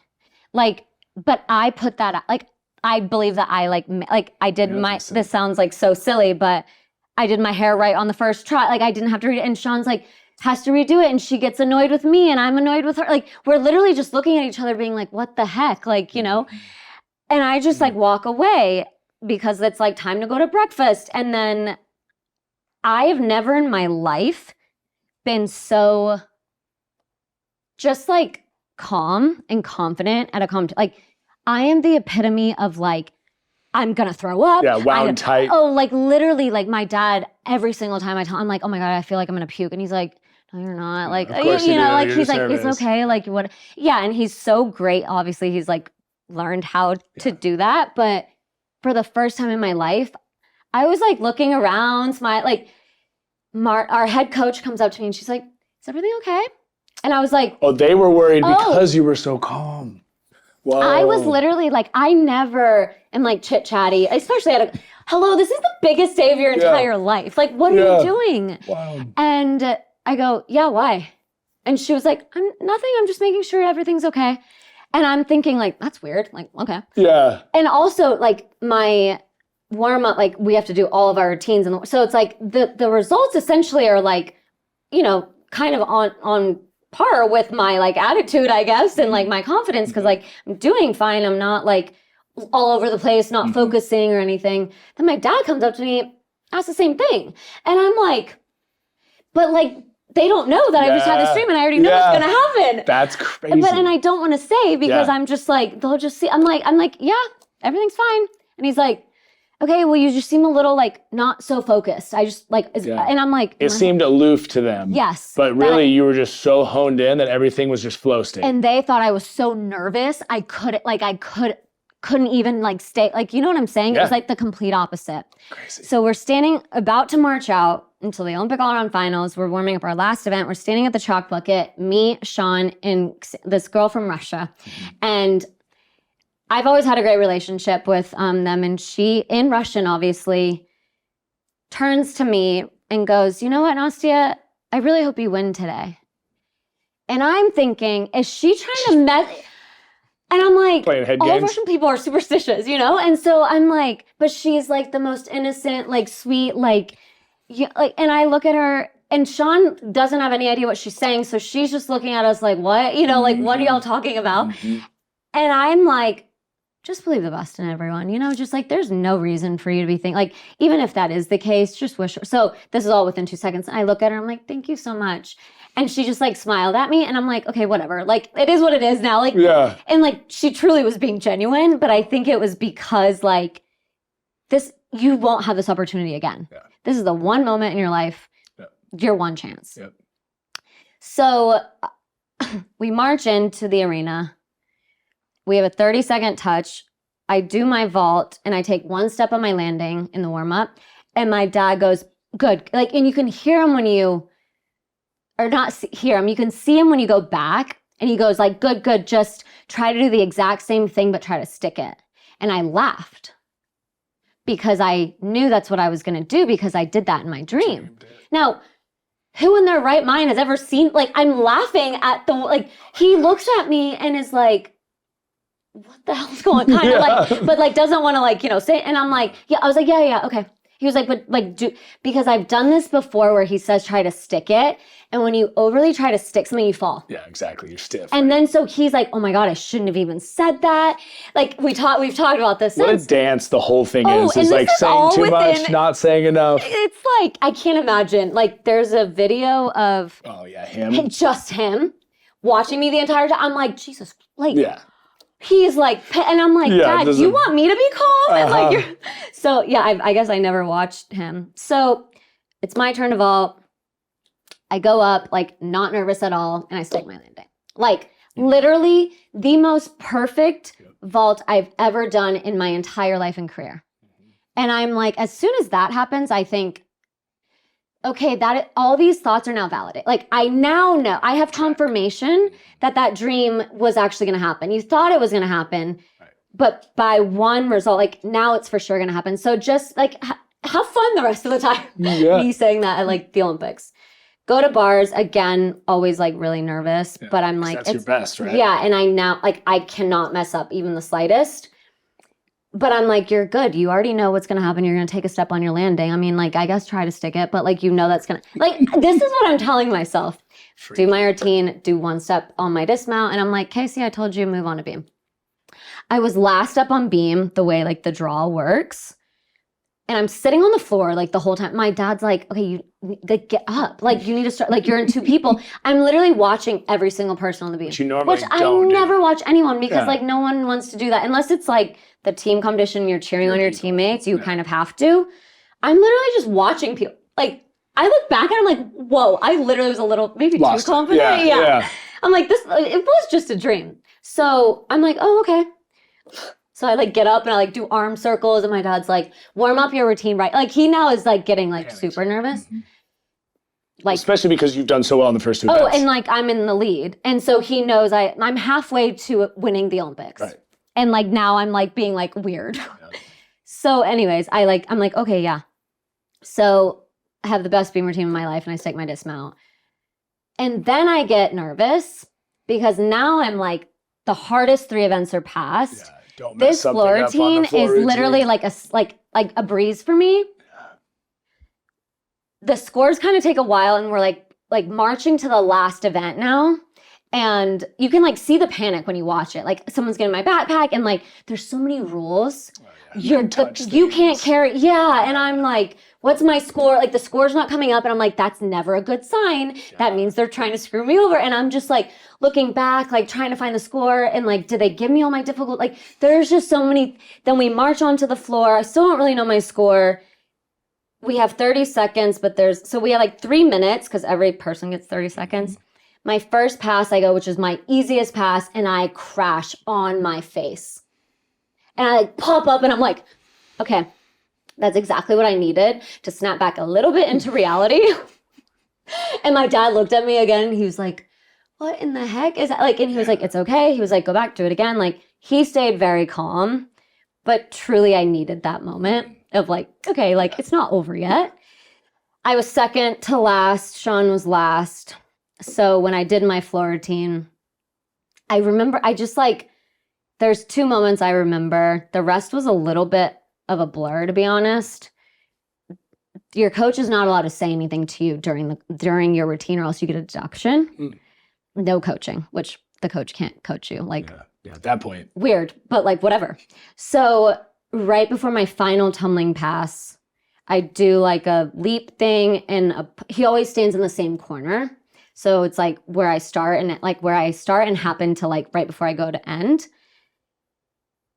And we've never really done this, but like I do like my final pose and I happen to like look right at him. And so he's not allowed to say anything because deduction, but he literally just like does like he goes like that and like says like, come on, but and I know exactly what he's saying. Yeah. And I'm like, oh God, don't mess up. Like, that's what I'm thinking going into my final pass. And I'm like, what are you, like, this is the opposite of everything you've been taught, like everything you believed in. And I'm just like, stop, like, don't think about that. And I'm just like, go, because like, you're going to be late with the music. And then I land on my feet and it's fine. And I immediately, I'm like shaking, talking about like going down the stairs, and I give my dad a hug. And I just like make sure to like hold it there for a second longer. And I thought like, is this actually real? Yeah. And I look at my dad and he's crying, and I've never seen him cry in my life. So I'm like, maybe this isn't real. Is this another dream? Yeah. And so basically after 3 events, I kind of knew that all I needed to do was just land on my feet. Yeah. And I did more than just that. Like I had a really great routine. But the scores, it's still a judge sport. And so we're just like, you have to, and my final score comes up. I remember we look at each other. Watching you. Like, it's funny. Thank you for so beautifully depicting all of that and what you were feeling, because like, anyone listening, the world saw. If you go back and watch these moments, I'm going to. There's a moment where we wait for the final scores and the cameras are like on. Of course. Shawn is, actually backtracking. When I go down the stairs right before I give my dad a hug, Shawn is coming up. She's about to go.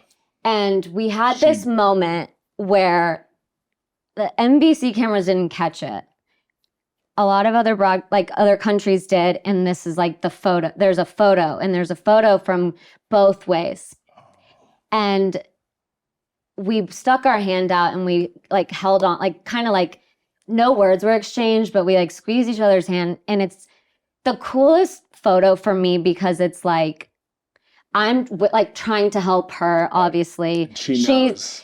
Yeah. And it's like, you see it from both sides, and then just like, it's a pretty like no expression, like really no emotion, no expression, just kind of like on both sides. The contrast of that though. Yeah. And I'm like so tall, and she's, it's like I'm wearing this pink. And you're in pink, and she's in purple. And it was just like this, it was this moment of like humanity, I think. And like at the end of the day, you are at the end of the day, we have to go to sleep next to each other. Yeah. And so that's honestly, and I still don't know what my score is or the final score, but I'm like, never ever do I want to win because someone messed up. Right. Do I want to win because someone had a bad day? I want the best person that day to be on top. Yep. I don't want to win by default. Nope. Or because someone was nice to me. Yep. Or like they got sick and didn't compete, and I'm like, oh, she won because she didn't compete this time. Yeah. And so I truly, genuinely, like, I wanted her to have the best routine of her life. Mm-hmm. And like not win just because like she messed up. Right. And so we were waiting for my score as she's preparing to go. Because she can't start till my score comes up. And so it's mental. Awful, honestly. Yeah. And so in the scoreboard where my score pops up, her name then goes up in a green light. So she has to be looking at it. Yeah. Wow. So she knows exactly what, like, what I get, and like we don't know each other's like high, like we know exactly. Like when you're at that level, So my dad and I are like, just like standing close together, but not like, we're not speaking because it's also like cameras are on you. There's nothing to be really said right now. Like we're waiting. The scores come up, and this is the moment when you look back at the footage. We both look up at it, and I went to smile, but I tried not to smile because I'm like, no, you need to support your teammate. Oh. She might be watching you. So like, no, this like, don't make it about you. And then my dad looks at me, and he doesn't like, we don't really even embrace, not because of anything besides he just like, and he half smiles. It's just like a moment of us acknowledging the fact that I just won the Olympics. words But no words were necessary, no words were needed, but also the finals, like there was still one competitor to go. So still you don't celebrate, but you know. And so then the next minute and a half, like, you know, watching Shawn. Was it slow motion? Did it feel? You know, I don't remember any of it. Okay. I don't remember, like, I remember us looking at it. I remember giving her a high five, seeing my final score. I do remember, like, cheering for her and watching. But I think I was so, like, it felt like a different, like I wasn't living in reality. Mm-hmm. And especially because of the dream that I had the night before, it was already such like deja vu almost?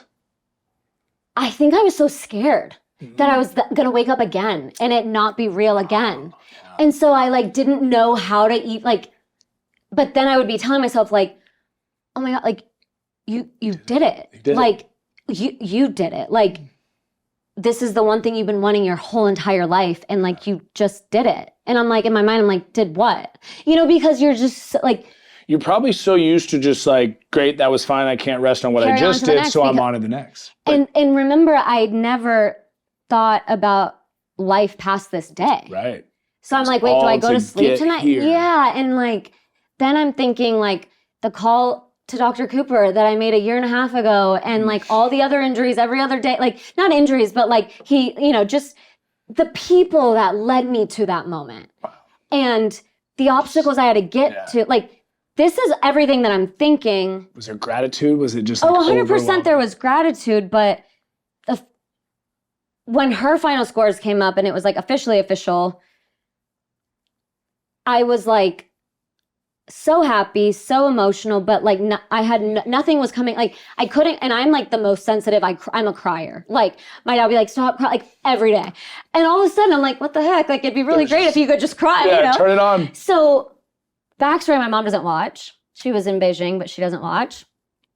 So this is what I do at every competition. I go grab my phone and I just call her, text her to let her know. Because she's always like, just let me know that you're safe and I don't even care. You don't need to tell me the results. Yeah, just tell me you're good. So I also have the iPhone 1, which I literally just found in my cabinet. Like I have to show you. That's oh my God. Keep that forever. And I had a deal with AT&T at the time. So everybody thought this was in my contract to pull out my phone on camera. To show the iPhone. I'm like, I'm just trying to call my mom to tell her I won the Olympics. Apple liked it though. I'm sure they did. It was great.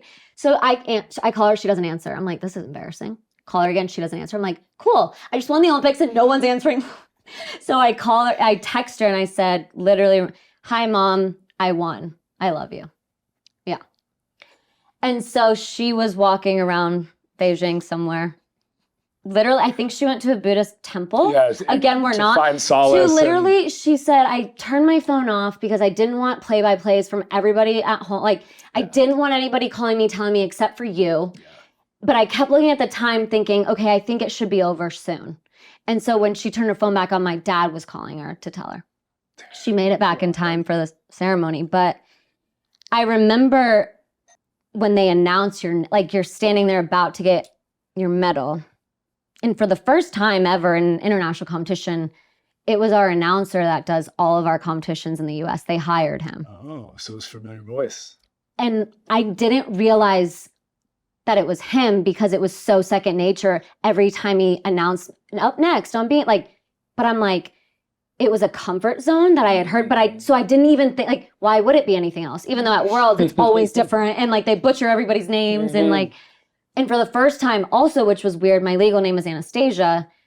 And obviously like your passport, like it was everywhere. It was like Nastia. And so I was like, that's weird. And then I was like, wait a second, I'm like, whoa. And so I always like, him and I always like would look at it. He's like, good, great job. Like, you know, he was just like a voice. I didn't even know where he sat in the arena. Like for a while, I've never met him. And I remember him saying, an Olympic gold medalist and champion of the world. And like, that's when I like, Nastia Liukin. That's when I kind of like lost it a little bit I stepped on the podium and the man giving me the medal, he goes, stop crying, you should be happy. And I was like, I'm trying. I was like, I am happy. And then I looked across the arena, like the far, far, far back corner. And my dad was standing in a corner by himself, just bawling. 20 years prior to this moment, he competed in the Olympic all-around final and got a silver medal by .001. for 20 years, he lived with that feeling of I could just done that. Right there. And so that moment, 20 years later, full circle with his own athlete, not just own athlete, but daughter, you know, he said, like, not that he made a mistake, but he said it erased every mistake I ever made. And so there was just so many things, like that, like it was like 2.5, 3 minutes, I don't know, standing there. The national anthem is playing, like. I remember the video of you kind of being like. Well, I don't even, like, there's so many things. Oh, yeah. And then I'm like, oh my God, I hope I remember the anthem. Like, you know, because it's like, you know, everybody obviously knows you don't want to mess up the words of the you're anthem. Crying, you're like thinking, like, I'm looking in the arena, I'm like seeing, like, Mary Lou Retton was that, like, all these. Surreal. Yeah. And then I'm like, what just happened? And so then we had press for a while, and I remember just putting my gold medal in my backpack and like just like carrying on with my day. My agent telling me, like, you're on the Wheaties box, because it was like it was like there were so many things. And then we had to go back that night and Sleep. yeah, and it was tough. How was that communication in your room? There was none. Yeah.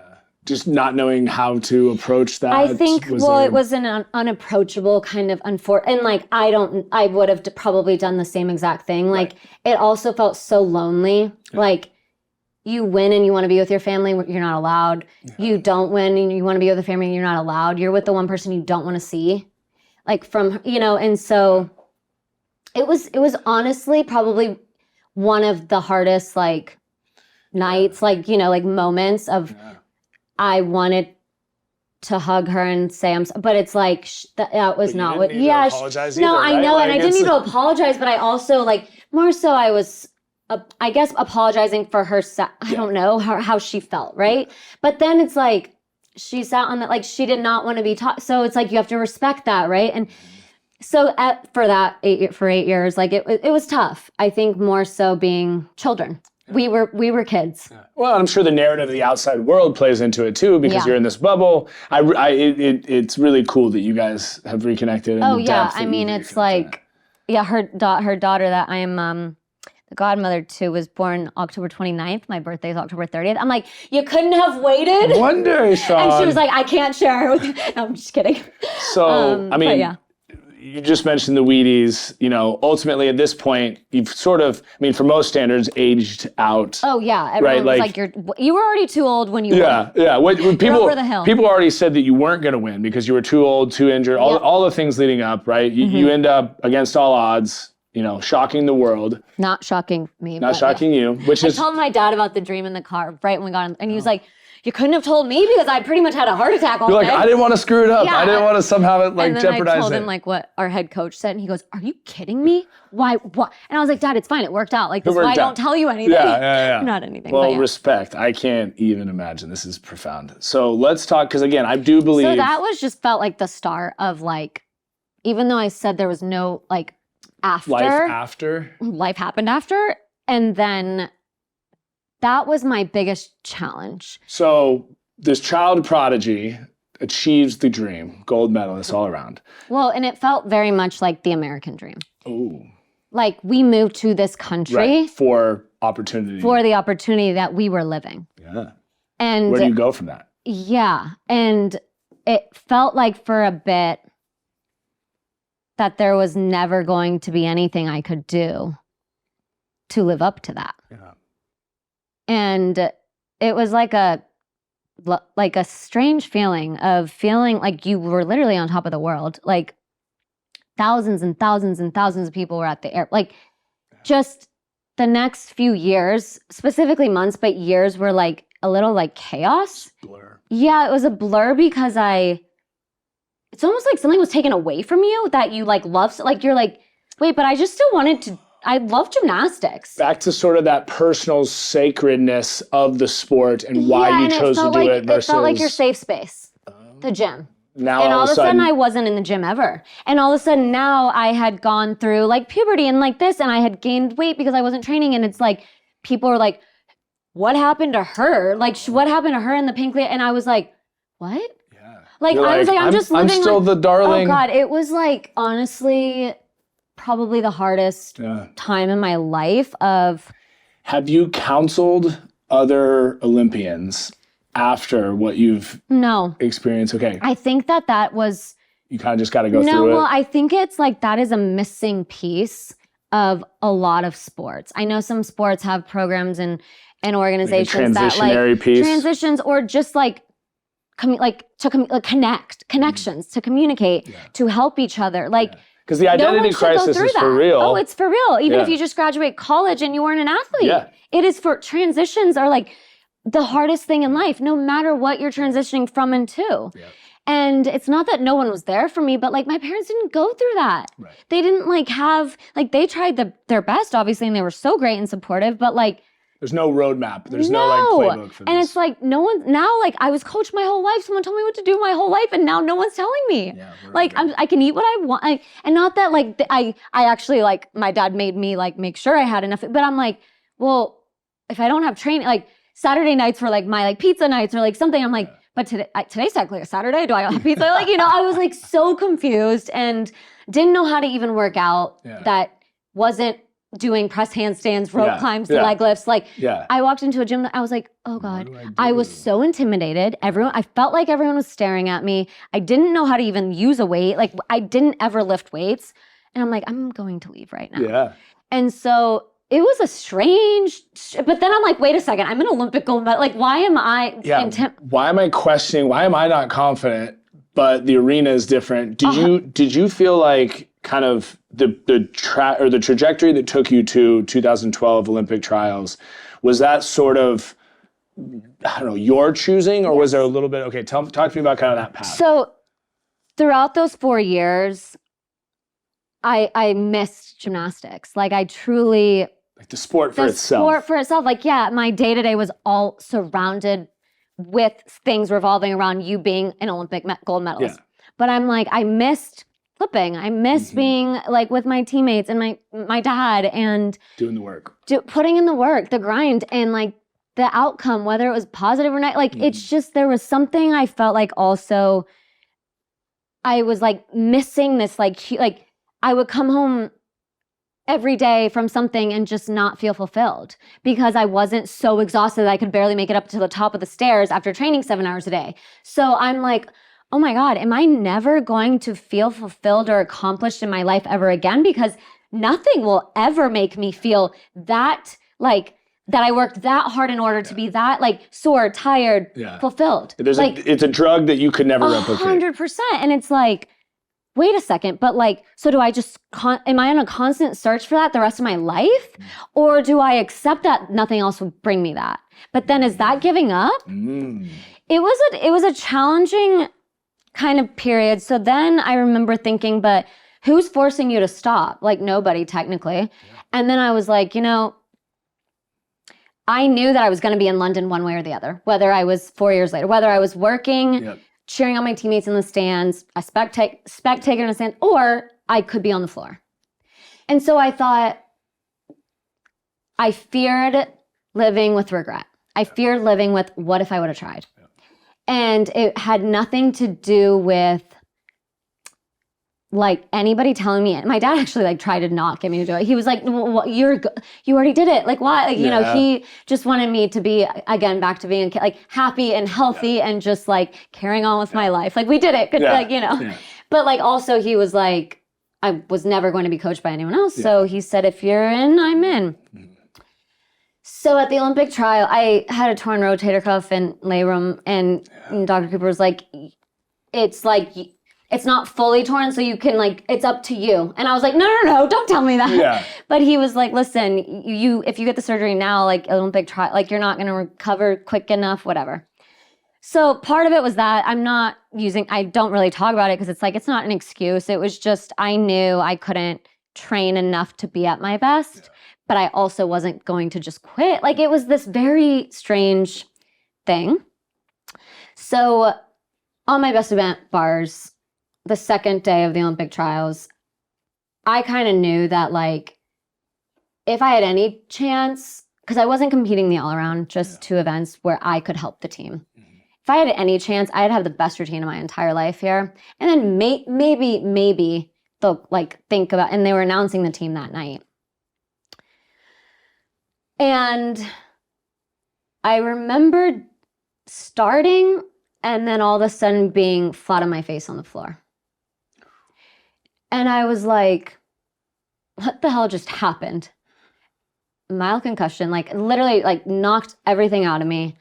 On my very best event, I fell and landed flat on my face. And that moment was just, I remember I was embarrassed. I was mortified. I had disappointed myself. I thought I had disappointed my dad, which wasn't the case. I had just disappointed my teammates, my gym, the country, because now the pressure going into your second Olympics, like people know who you are now. Right.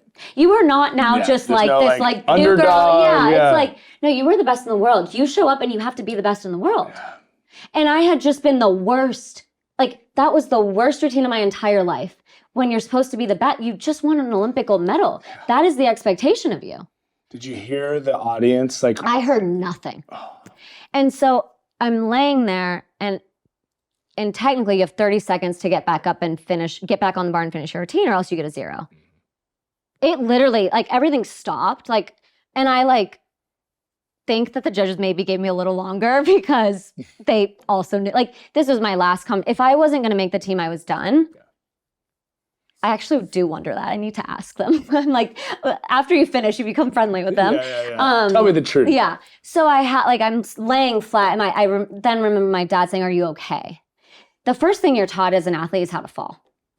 So I fell, you are like, if you are like that, like you break it, like, you know, you are taught. And also for him, if you touch an athlete or spot, you get a point deduction. So it is this like, any other time I could have caught, it was a fingertipper we call it. Like you could have caught the bar in the gym. Had he like held a little bit, would have been totally fine. But he's thinking she's either going to fall and that's a point, or I'm going to touch her and that's a point and she's not going to make, and then it's on me. Yeah. Ooh. So, and it happens like that. Yeah. So I think we were on like, you know, ESPN's top 10, whatever fall. I've seen, oh yeah. If you want to go check it out. No, I always say go watch it on YouTube now because it's kind of funny though. And then I fixed my hair and I do a like I was not in my right mind. My boyfriend didn't know that was me when we first started dating and had sent me that little GIF thing. Oh. And I thought he was like being funny. Oh, I was like, you know, that's me, right? And he was like, what? Oops. Yeah, but then it's like now even more funny. Yeah. He was like, well, why did you just like kick and then you fixed your hair? And I was like, I don't know. Like I wasn't just thinking. Landed on my face, bro. So my dad tells me, let's just be done. Like it doesn't matter. Like you're not making, you know, like let's walk. We're safe. And I was like, no. You always told me no matter what you do, you always have to finish what you started. And he was like, okay. And so like, you know, he knew he was not in control of like me going or not. Like I was going to finish. I didn't want that to be my final moment. Yeah. So I got back up, finished my routine, landed on my feet on my dismount. And for the very first time in my entire life and career, I had a standing ovation for the worst routine of my entire life and career. How'd that feel? I thought it wasn't for me. I was like, I looked around to see like who else had just gone and they're on their way to making, you know, their Olympic team and had the best routine of their life. Nobody was on the podium. It was all for you. It was literally, I was the last person to go. And so I'm thinking people shouldn't even be like clapping or cheering for me. Like I literally just fell on my face.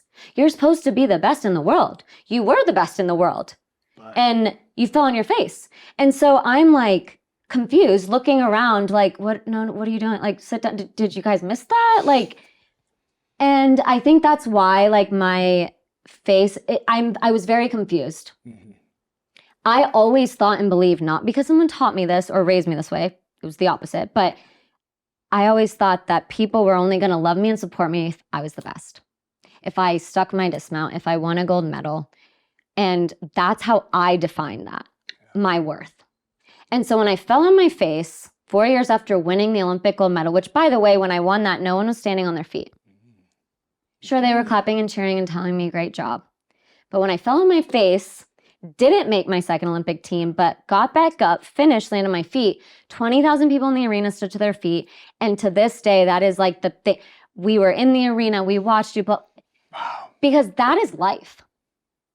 That is the most relatable thing that could have, like, I definitely didn't do it on purpose, but what I didn't realize was my whole life I thought, work hard, achieve, like if you work hard, hard work doesn't disappear, don't give up. Like, and yes, those things are all true, but every single person is going to fall on their face, literally or figuratively. And it's about, how do you pick yourself up and keep going? How do you not let that moment define you? How do you learn from that instead of saying I failed? So that became the defining moment in my career. And I didn't realize it then. Like it took me a while, a few months, probably maybe a year, I don't know. But like, that was the greatest thing that could have ever happened.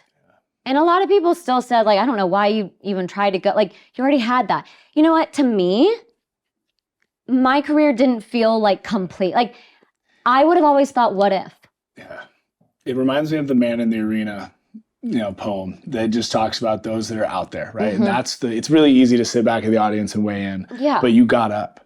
And you got up. But I didn't have to. Right. It could have been like, I would have still been respected. You could have been hurt and but everybody would have had compassion for you. But I think the fact that you stood up, the fact that they applause was, you're right, you're human. And it's really like every single person thought back to a moment that they fell. Yeah. And I think like, that was the greatest life lesson that the sport taught me. Yeah. And it wasn't winning because, and also what was so defining was that I finally realized that people would still love me and still support me when I was not on top of the world, but when I was falling on my face. It's beautiful. What a perspective.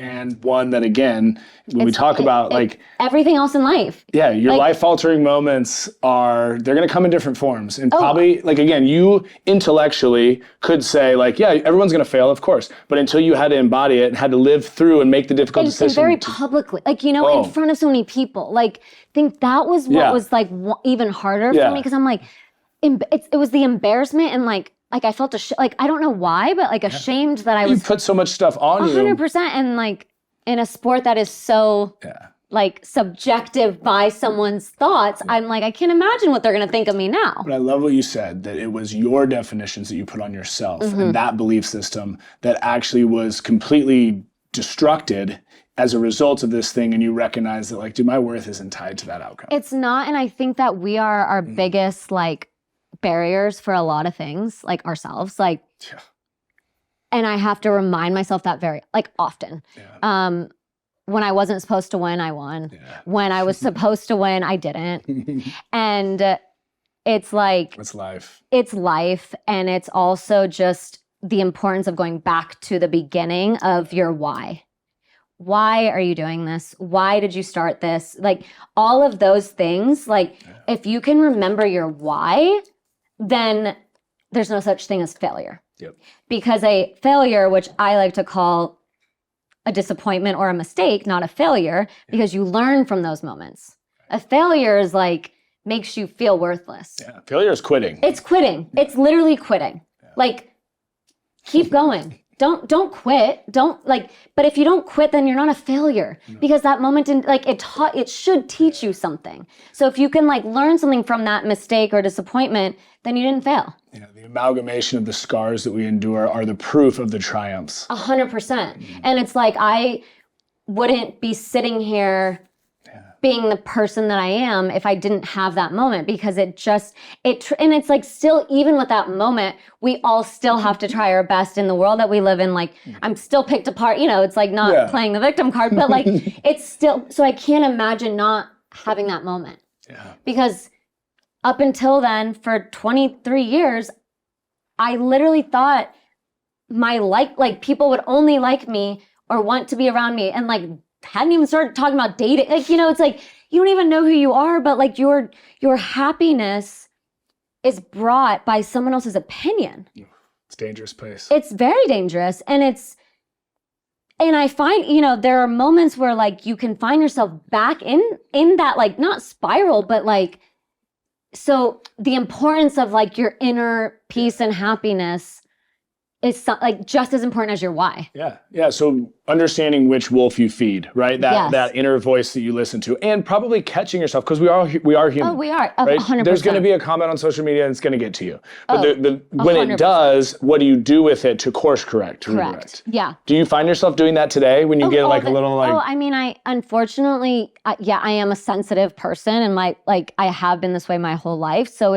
it's. I've gotten a lot better at it not affecting Such me. a unique contrast for you. That's what I'm saying. I'm literally the combination of both my parents. But both extremes. It's not like a little bit of this, a little bit of this. I'm like 50-50. Like, and she's 100% and he's 100%. And it's like, yeah, it's kind of, it's challenging sometimes with, I would say, being sensitive, a people pleaser, a perfectionist, stubborn. Like there's so many, but then not being competitive at all in anything else. Well, that's what I was going to say. Like coming up to, again, your significant other today, like how competitive are you in a relationship? Is it Not different? No, I'm not. Like, again, I guess it goes back to like controlling the controllables. And so like for me, like, you know, he just got like this job that he's been like working so hard to get. And I'm like genuinely like so happy. Like not once did I think like, oh God, like, well, now I need to like, you know, get a deal or it's a teammate thing. No, it's like 100%. But like also I don't really know the teammate thing because I didn't really have real teammates. That's true. And I'm the only child. So like when like our friend that introduced us said like, what's wrong with you? And I said a lot. No, I'm just kidding. But I genuinely think that when you are the best version of yourself separately, then you can be the best version together and you lift each other up. So like, I don't know. I'm like an over like, it maybe can come across as someone that doesn't know me like fake of like how happy I am for someone's success or just not even success, but something that makes them happy. Do you get tired of being analyzed? Yeah. I've been analyzed. Well, I've been judged my whole life. That's what I mean. I've literally been judged since I was 6 years old, but probably before then. Yeah. But maybe it also is a gift in the sense that like you, because everyone will feel judged that's watching this, not to the degree that you have been. Yeah, but I also feel like going back to like life, I think not everybody can handle that.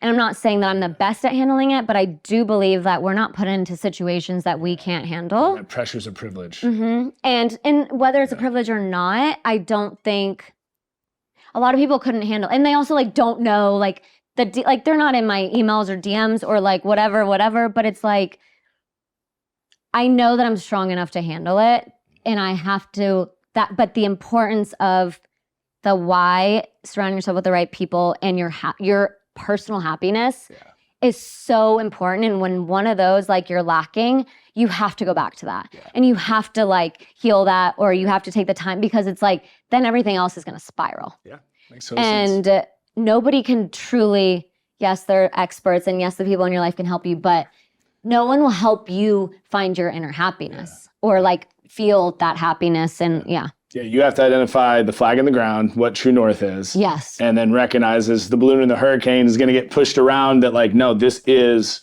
I know, back to the I am statements that are intrinsic. Correct. Like, no, I know Nastia is built for this. So do your worst, right? Universe, throw it at me. Yeah. I remember when I went on the Ellen show, feeling really afterwards, it was so rehearsed, it was so produced, it was so, and leaving and being like, it's like, I feel dirty. It's like an ick feeling. Yeah, and I was like, no, like that wasn't supposed to go you're like that. I was just, Yeah, but at the same time, actually, ironically, I got in an Uber. So after Ellen, I got in the Uber line, like with all the fans, which was hilarious. I had my suitcase, and they were like, wait, weren't you? You were just on it, yeah. But I got in an Uber, and I went to Danny Amendola's house in Venice, and got out of the Uber and went in, and I said this to him, and it was interesting because I think the comparison rings true to you, like Danny, who achieved crazy steps and success in Super Bowls and otherwise. But that's the thing, is unless you're with your people, it all feels kind of hollow. 100%. So I couldn't imagine winning the gold and then not being able to be with your family or being with those people that you love the most. And it's just like you don't even, I go back to like, I don't know sometimes how to, which sounds so silly, like for anybody listening and watching, like, what do you mean you don't know how to respond to someone saying like, oh my God, aren't you Nastia Liukin? You won the gold medal. Like this literally happened at workout on this weekend in the bathroom stall. Like I was coming out and this girl was like coming in, and I was just like, kind of like, and she was like, oh my God, like I watched you like, and I was just like, I like froze. And I'm like, they? okay, do you say thank you? Yeah, If that's someone weird. says, I watched you, am I thanking you for ratings and Yeah. viewership? Like, Yeah. and so then it comes across as like so insincere Yeah. and so not Bitchy. like bitchy. Yeah. And I'm like, but if I'm like, oh my God, you did? Like, that's like, you're so full of yourself. Oh, yeah, totally. So it's There's like- no real win there. Yeah. I like that you said that you'll tell people that you're a professional dog. What was Yeah, the I'm a dog mom. dog mom? So it's like, First on role. an airplane. Well, when I was in school, because I went to school 6 years after, like those were the greatest times. I'm like, I'm a student. And they're like, what the? You were a very familiar looking Okay, student. yeah, and like that's all I would say. Yeah. Like, and it was just like they can't really carry on a conversation because like I'm just in school. I don't know what you. No, I get that. And now it's like, oh, like what do you? It's like the small talk, Yeah. and it's not that I need or want someone to know who I am. It has nothing to do with that.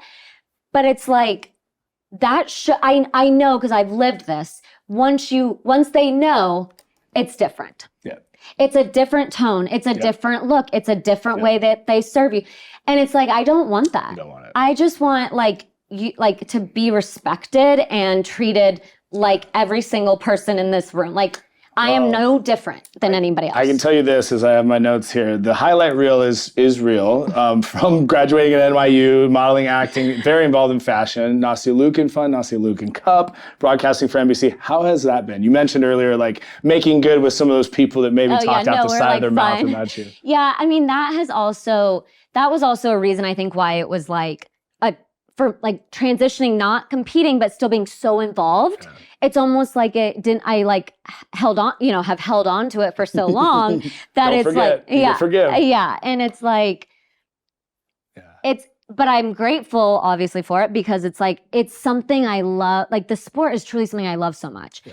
And I'm grateful it's part of my identity in a sense. Yep. And it led me to here. It led me to who I am. It led me to the way I think.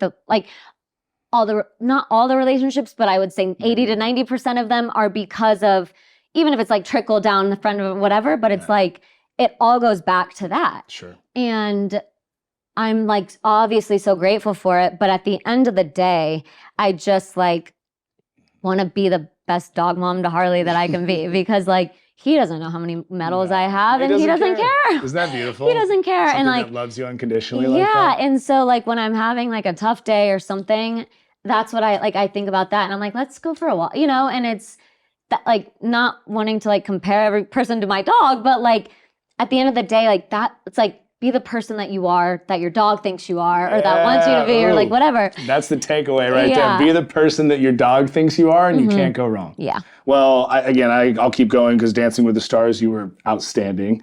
I saw Ninja Warrior. Was that a charity? Oh my you were God, going on to do something? So like, this is my thing. If I want You look to super do something. athletic. Oh no, but like I did not. Everybody was so pissed because they were like, they thought I was just like gonna, like Derek, who was my partner in dancing, did the show too. Right. We were on, and he was like, did you just like secretly train? Because I asked you if you trained for. I was like, Derek, I have not worked out, not even like Derek, done a Pilates I'm class. an athlete, buddy. Sorry. No, and like he knows this of me, but he was like, what? And it's yes, strength, but like technique. Like I was the weakest probably in that moment in my whole life, maybe. Yeah. And I made it through.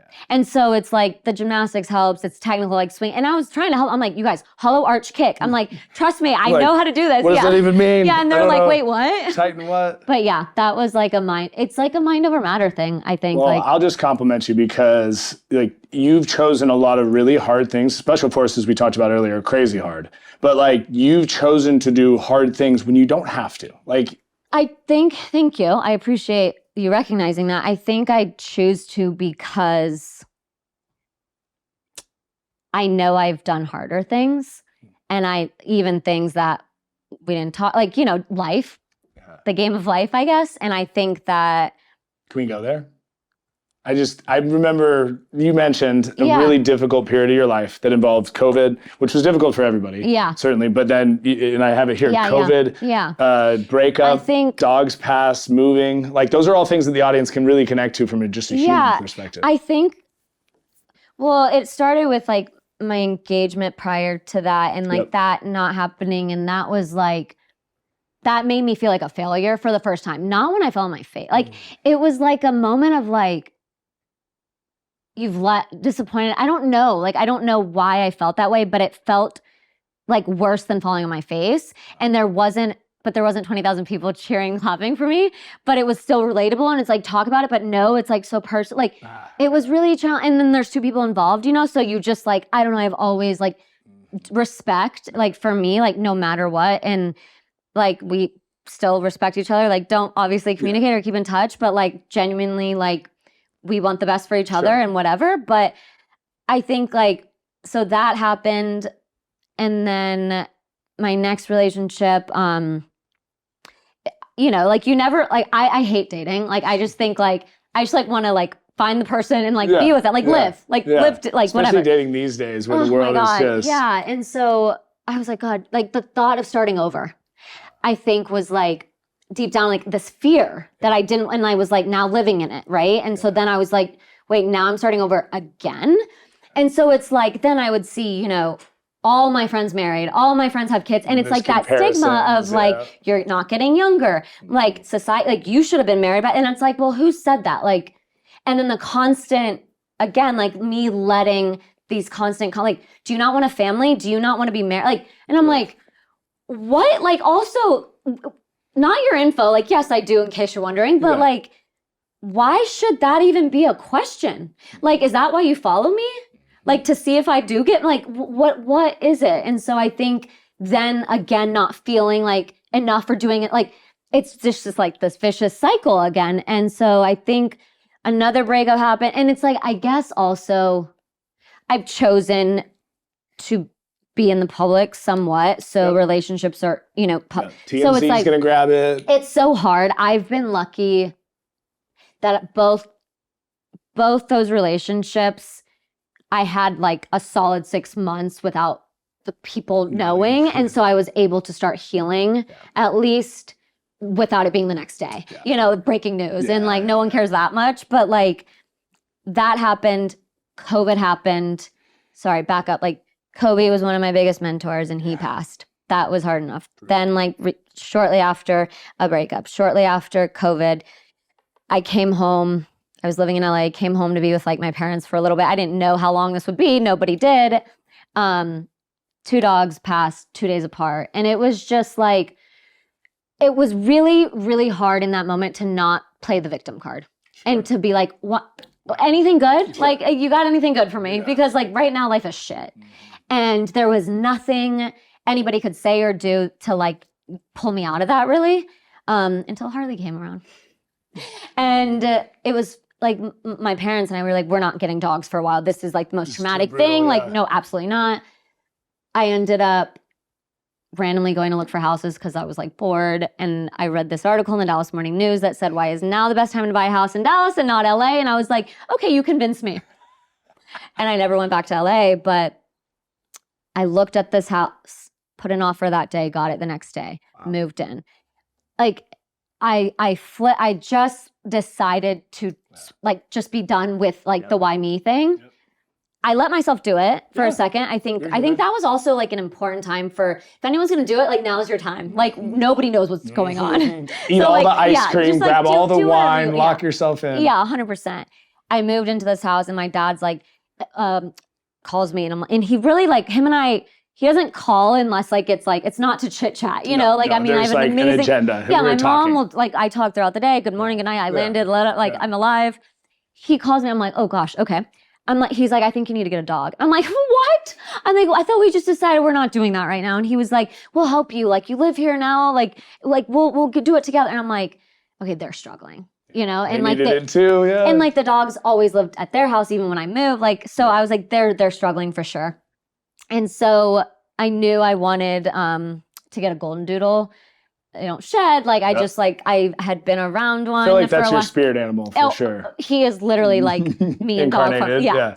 And I was like, okay, I'll start doing some, you know, I reached out to somebody and they were like, oh yeah, okay, there's a 6-month waiting list. I'm like, perfect. Like I'm not in a rush. Do you know what kind you want? No, I have no idea. Like I literally don't know anything, but like, here's my name. Like, you know, I just like was like, put me on the list. The next day at 11 p.m., I get an email from her. Shows me this photo, and I have to show it to you. Mm-hmm. Hold on. I'm like, it's like the one photo, and she goes, I have it in an album because it's like that good. It's I mean, you tell me. Take my heart. It was also like, I was like, why was I up checking my email at this hour? Yeah, all but the like, things aligned. With a tie on. With a little bow tie. Show those cameras here. We can punch in on that one right there. Look at little Harley. Oh, and she goes, so this little guy was brought back today. Someone took, from the litter, like, and they changed their mind about being able to have a dog. And she was like, I'm emailing you and 2 other people, first come first, or essentially first. And I literally went to text or call my dad for some reason. Well, I'm like, I don't know why, but I'm like, why am I needing I'm like, I was like, I'm doing it. And so I responded right away. I go, here's my credit card. Like, I literally didn't even know. I'm like giving this random person my credit card because she's like, this is the deposit, whatever. And she was like, but you need to pick them up ASAP because we really don't like them being alone, like brought, especially it's separation traumatic. Anxiety from the other pups. It's already they're not with their moms. Like now, no siblings. Now he's being brought back. Like he's confused. And I was like, I can be there tomorrow. It was like in Fort Worth. Like I don't even know where it was. My dad literally, I think, did not go to training to drive me. Like it was like this whole thing. And yeah, he was like the greatest little thing in my life. And I just didn't even realize. I knew how much like they can bring joy to your life, but I didn't know how much I needed it then. And yeah, it was like a moment that truly kind of like turned things around for me. And like, he became my little best friend. So, wow. And see, look, little sticker now. Yeah, I feel like I'm not obsessed with my dog at all. No, and nobody knows it. Like, well, thank you. This has been phenomenal. Thank you. I know there's been a bunch of nuggets that people have been able to steal. I know I'll steal some of them. And honestly, me too. I'll tell you this. I think sometimes it's like listening cathartic. To yourself. Yeah. Well, I believe you in everything you say, and that's the most important part. Thank you. For all of my guests, I tried to do something that's really personal. Oh gosh. And special. So if we could grab her gift. Oh. So I have an amazing friend who's an artist. Oh my God. Who sketched a personal photo of Harley. I'm like, nothing makes me cry now until this. It's pretty big, so we had to find a good spot for it. And I literally just showed you a sketch on I was like, look at my sticker. Yep. So we've got the Harley portrait and we've got a special goodie bag. Oh my God, that was like the most thoughtful thing. Why don't you pull some stuff out of there and see what we got? So I know how important Kobe is to you. It's a hat, 824, has with 2 the numbers. Angel wings. Okay, so I'm just gonna tell you this. The first thing I pull out too. I told you I've been wanting to do a podcast for like obviously a while. 2 days before, I think, I finally found someone to help me just like literally produce, cut, like I just like don't have time and I'm not educated. Yep. And he goes, okay, well, I'm just gonna stay on you. Like I'm like gonna like, what did we say I needed? Accountability. Sorry, my words are all out my head now. And I go, please do. Like I do well with accountability. And he goes, okay, so let's have a target date. Like, what do you want it to be? And I go, well, I want to have 10 episodes recorded. So like, and then like go. Roll them. So not like this is the date. Let's start recording. And I said, I have this launch party, a clothing line, like, but I don't want to, I've said this for 2 years, right? So I'm like, let me just find a date. And he goes, I think January is, and I'm like, wait, start recording in January? He's like, no, you have 10 episodes done by January. I go, okay, let me look at January and pick a date. I picked 1/8/24. And I picked the Monday I saw, because I thought Mondays were good. I don't know if that's even accurate. And then I saw 8 and I was like, oh, 2008. And then it was 20. I was writing it and I was like 1/8/24. And then I was like, Brecca and I looked at each other and I was just like, and then we met at the 2008 Olympics too. Like, yeah.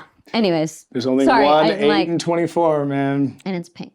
I never got to meet Kobe, but I knew as I was researching you that we had to do something. Yeah, you would have loved him. Like, just like like from what I know of you and like even him, yeah. Yeah. Just like a special human and like made you believe that you were so much bigger than just yourself. And I think like that's hard to find in humanity. Much less someone like that to validate you back to the outside. Yeah, that's what I think. Geez. What really made me believe it. Like, no offense to everybody else that's told me that. Yeah, but I got goosebumps on goosebumps. It's Kobe Bryant. When he said, saying we're staying backstage, and he goes, no one believes that I walk into a boardroom and I close 100 million on this, like, not me, like, right, a product. I believe that. Then no one says I know how to direct a short film. I go and direct it. No one says it's going to be nominated for an Oscar. It got nominated, and you watch me. I'm going to go win that effing thing next week. And he did. He did. Amazing. Talk about manifesting it. Yeah, and so I think when someone that has done so much, like I've done, not even like in your career, continues to believe that you can do more. Like, I don't know another person or way to make you believe that, like, that's possible, right? To be great or greater than something you were the best at ever, I think. But like, it takes someone that knows that rare air to be able to say that to you, to give you the permission slip. And like, that's what he was like, stop. Like, let me guess, you go walk into a meeting and like you walk in as the girl in the pink leotard in your head, right? I'm like, yeah. And he's like, why? And I was like, I don't know. And he was like, get out of that box. Like, you're not even wearing a pink leotard. And I was just like, yeah, you're right, thank God. Like, but he was like, you are more than that. And so like, just hearing that along with everything else that he taught me was just like, Special. Yeah. Thank you. Keep Sorry, digging in. I know, I'm like, keep digging in. I won't have a story for every single one, hopefully. Oh my God. A little something for Harley, a little golden little pooch. golden. He's laying out there, I feel bad. He's gonna get spoiled when he comes back in. You guys are so thoughtful, thank you. You did not. This is an amazing team, man. Also, the pink with the Merlot, did you know the clothing line? No? Oh. I'm like... I may have had some insights from your amazing assistant, Brecca. Shout out to Brecca. I know. We'll when I was like, can I connect her? Show. Because and not for, obviously, I had no idea. I was like, more so just so I respond to like a text. It was great. Before I ever met you, I had a lot of pictures of you and Harley when we were trying to get this thing sent off so it would get made. What's so funny, because I have a little, if I would have known, I have a sketch that you can, I'm just kidding. No, but this makes it even more special. It's pretty cool how she that does photo, it. That was the one in Montana. Yeah, never. Yeah, I know. Like, I don't know my little candle. Everybody likes a candle. Oh, yeah, we literally keep them around here like it's our. This bag is so cute. Okay, what you did? A little something for Harley to look a little flashy. Oh my gosh. A little Fendi. A Fendi little. I was gonna say, but a collar. Collar, yeah. What the heck? Keep going. There's a couple more things in there for you. I am like terrible at opening gifts in front of people. I know, me too. This is the ultimate of like, and it's like 18 people, and it's like a whole audience. I'm like, my face feels hot. Right. Let's make you emotional and make you open up gifts in front of everybody. Did you know this? Dog Mom of the Year. Oh my God. Do you teach classes on gift giving? I'm serious. I had some support. Yeah, we had some support. I'm a great gift giver, and you've outdone me.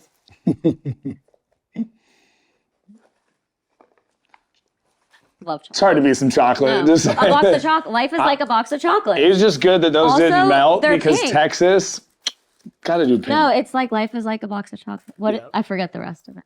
Never know what you're gonna get. Never know what you're gonna get. Clearly. What you gonna get? That's just a little like silly dog fun, you know. Well, positive. Love a good positive vibe. Sometimes Harley needs some affirmations too. Is that good? Oh my God, these are amazing. Here's the thing, what's crazy about those is if we just gave ourselves more of these affirmations, I think we'd all be walking around. Oh, like I tell, like when I tell you like this was the perfect week at the perfect time, like one day I'll tell you more, but like not there yet. But anyway, no, I'm like fine, but yeah. Thank you so much. That is like so thoughtful. Wow. Oh, right on cue. Right on cue. Harley. This bag is so cute. God. Very welcome. Thank you. Oh. I know we're connected to things. I'm like, why am we have wires. Give me a hug. Thank you. Seriously. Oh God, sorry. We're stuck on things. That's so awkward. It's the like awkward both getting retracted by our own leashes. Thank you. You're right.